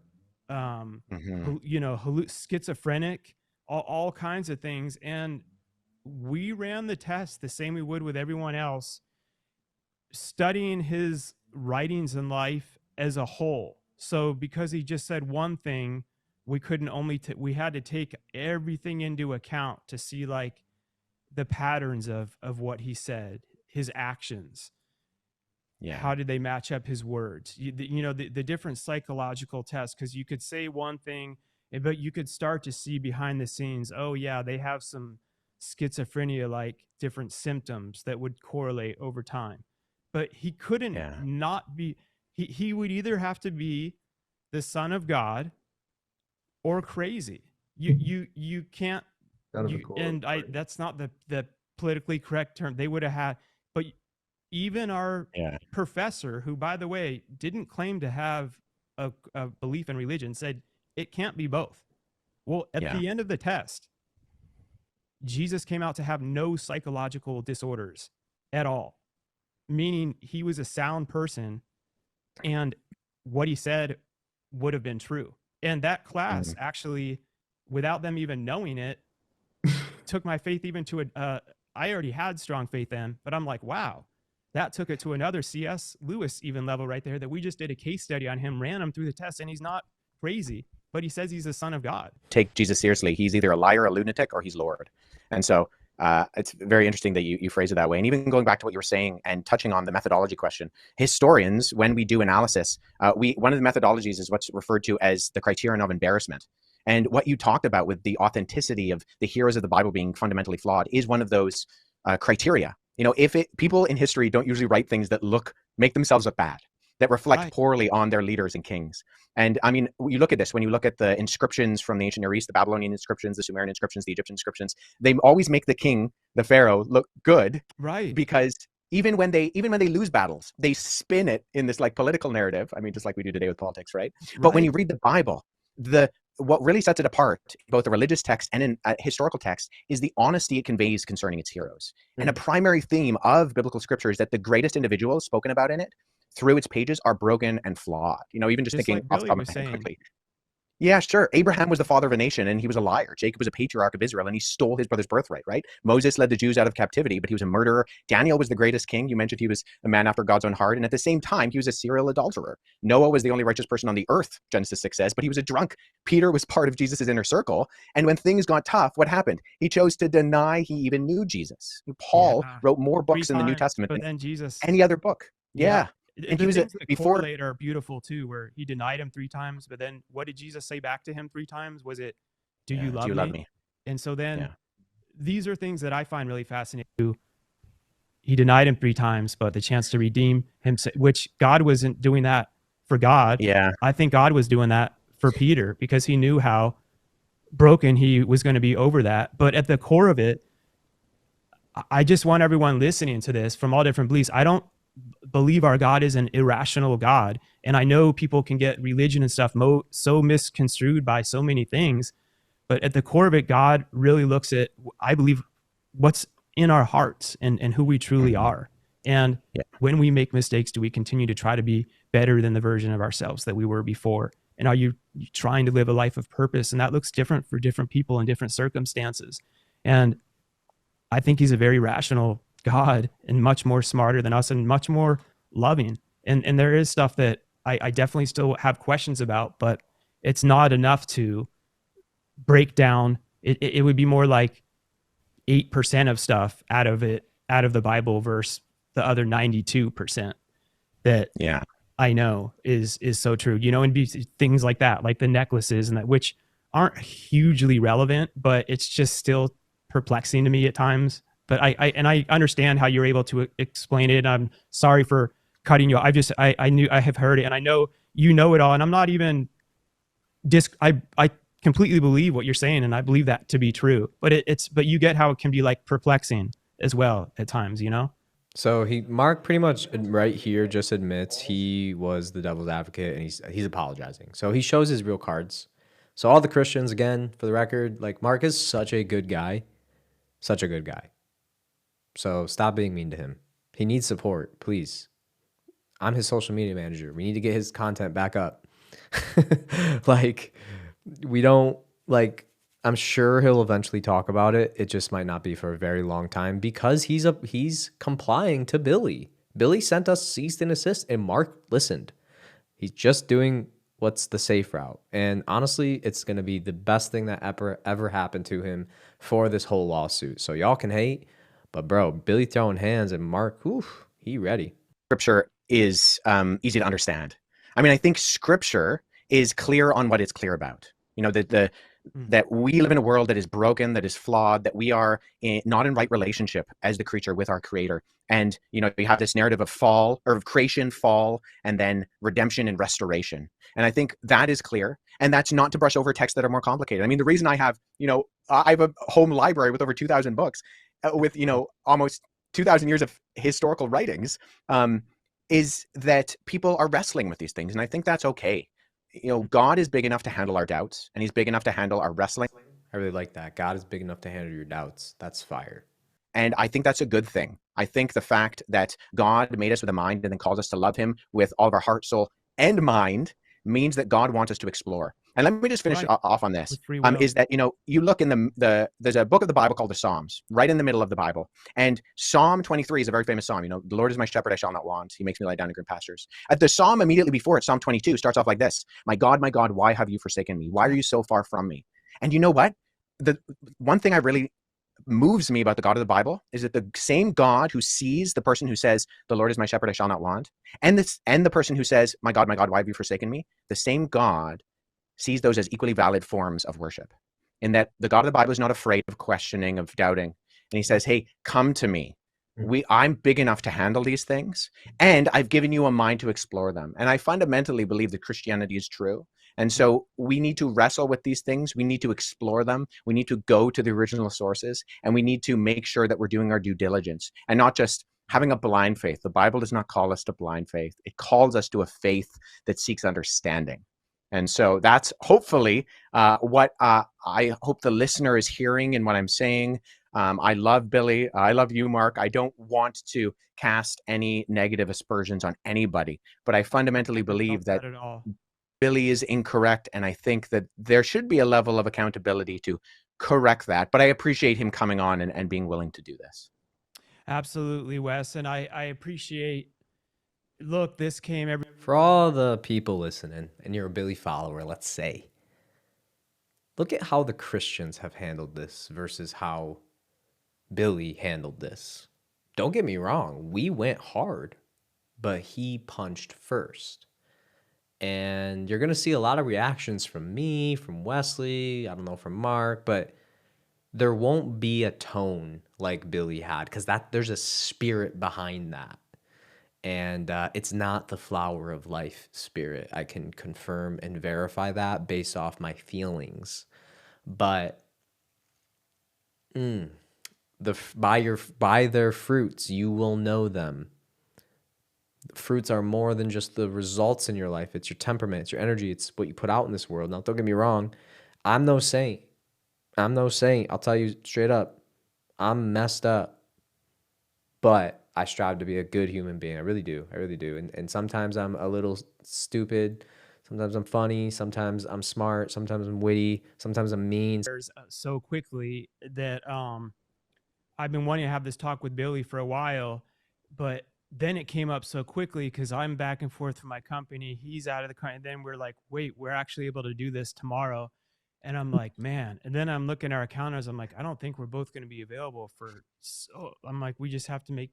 And I was praying. I'm like, I could talk to him all day about my beliefs, his beliefs, but half those books and stuff, I would be looking up on Chat GPT, like, what is it? I don't know them. So I'm like, I'll have nothing to say to that. And I don't think anyone's really, from what I've seen, debated that. And I'm like, I was praying, I reached out, and I'm like, I just got to make this so it's solid information for everyone listening and watching. And I'm like, I don't have the wit. And then someone who I highly, highly trust, like I told you, Wesley, has watched your stuff, highly recommended you. And it comes from such a highly trusted source that from not even seeing any of your stuff, which I never do on this show, people know from Elevating Beyond, I watch people's stuff. I'll pre-screen them. From knowing that and him as a source, I'm like, all right, I believe that. And I told you this, Wesley, too, but I think it's important for you to know, to keep pushing you to do what you're doing. He struggled a lot, and he works with a lot of spiritual gurus and celebrities, and he's all over in media. And he really gave up on religion for a lot of the reasons that we were talking about. And I get it. People get mad because places are ran by people, and there's some awful things that happen from people to people, but that's not God. So I get where the anger can come from. I don't stand here on a pedestal and act like everyone. I understand they're going through these things and why they get angry. But what's beautiful is God continually doesn't give up on you. And whatever the different ways are, he started watching your stuff at the right time when he was challenging everything. And because people like you, Wes, come in almost as a modern day, I know these are huge shoes to say, but like C.S. Lewis type researching mindset, where you're also challenging other Christians in churches too. And you're like, no, like what you're saying right there. You're like, I'm not saying all this. You're challenging everything in a really wise way and coming from a place of love too.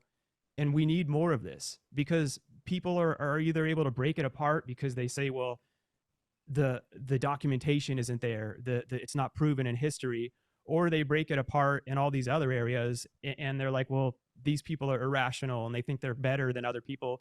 And you come across as someone that truly cares.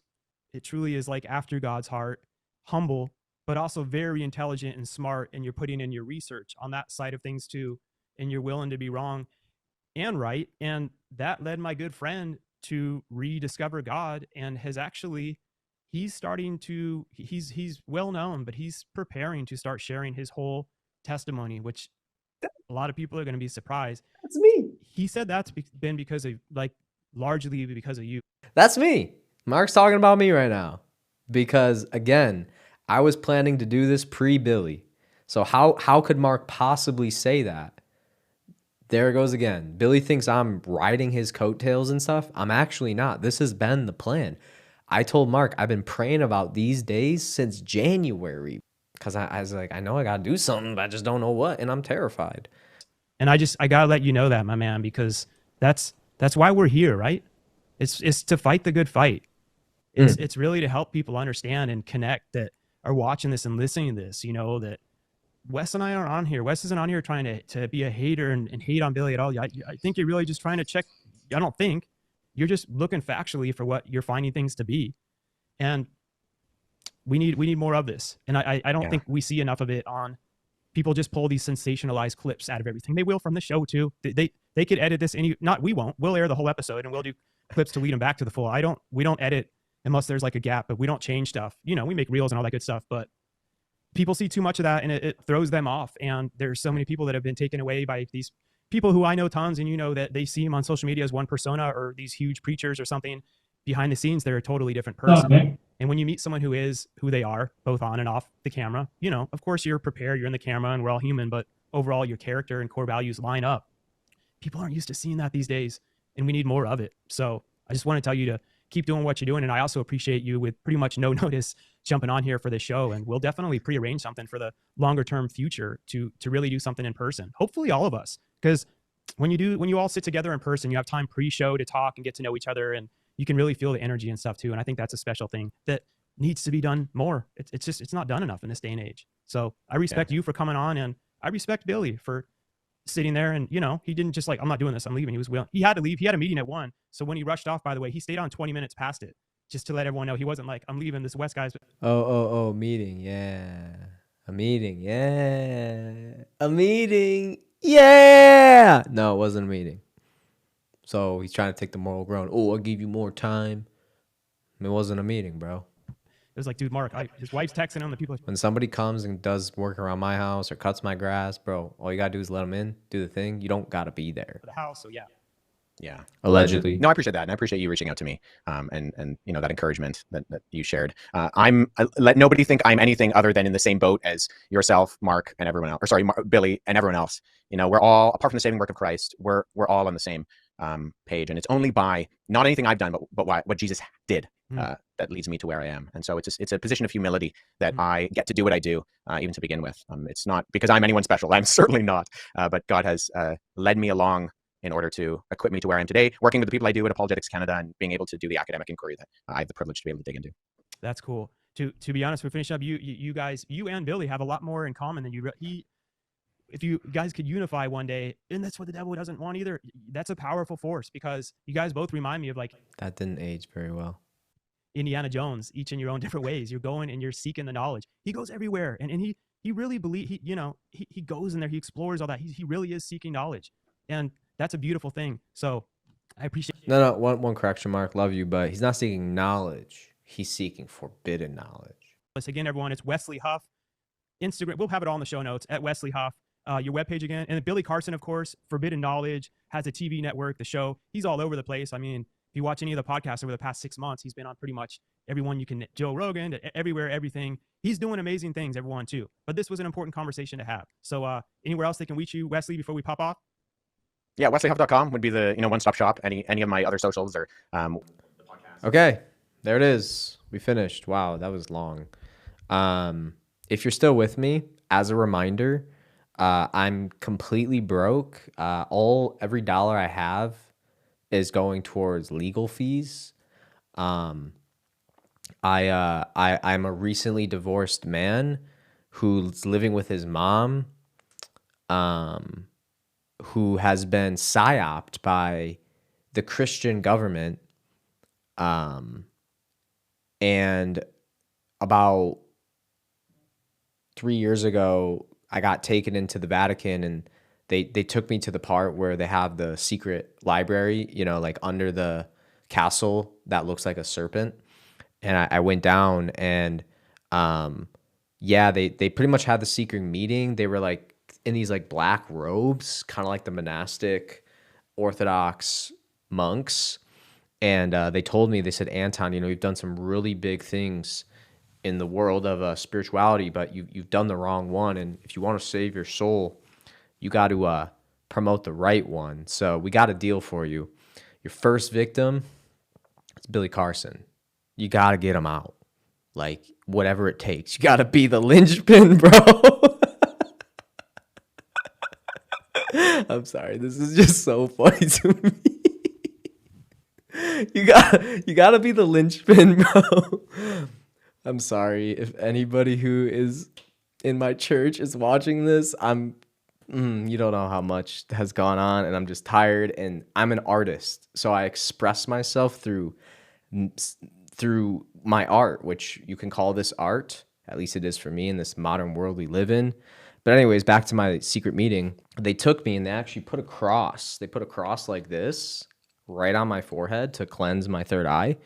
And then from there, I was gifted with the secret knowledge of the Christians, and it gave me really good speaking abilities to talk truth to lies. That was something that came away from the meeting, was that they gave me a Bible, and they said, look, you study this, you remember everything like this, you become like Wes Huff, who you're going to meet in just about 9 months, 10 months, maybe about 11, because 11 plus 11 is 22, and that's a master number, and they made that really clear. The 11 mattered. Okay, so from there, I then went, and then I realized, oh my God, this Pope, he's not really who he says he is. He's actually an agent for the devil. So I realized I had to get out of there. So I got out of there, but I drank the Kool-Aid, so there was no turning back. So I'm really sorry if I disappointed anybody. All of this has been a lie. Everything I've said has been sarcasm. Allegedly, I don't know anything, but I do need money for followers. So if you could subscribe, and even if you could like not watch my video, but like just let it play while you sleep so I can bank up the watch time, that would be super helpful. I mean, I'm going to need every dollar I can to fight Bully Carson. See you next time. I forgot to show you guys Acquiring the Mind of Christ. It's another good one you should add to your collection.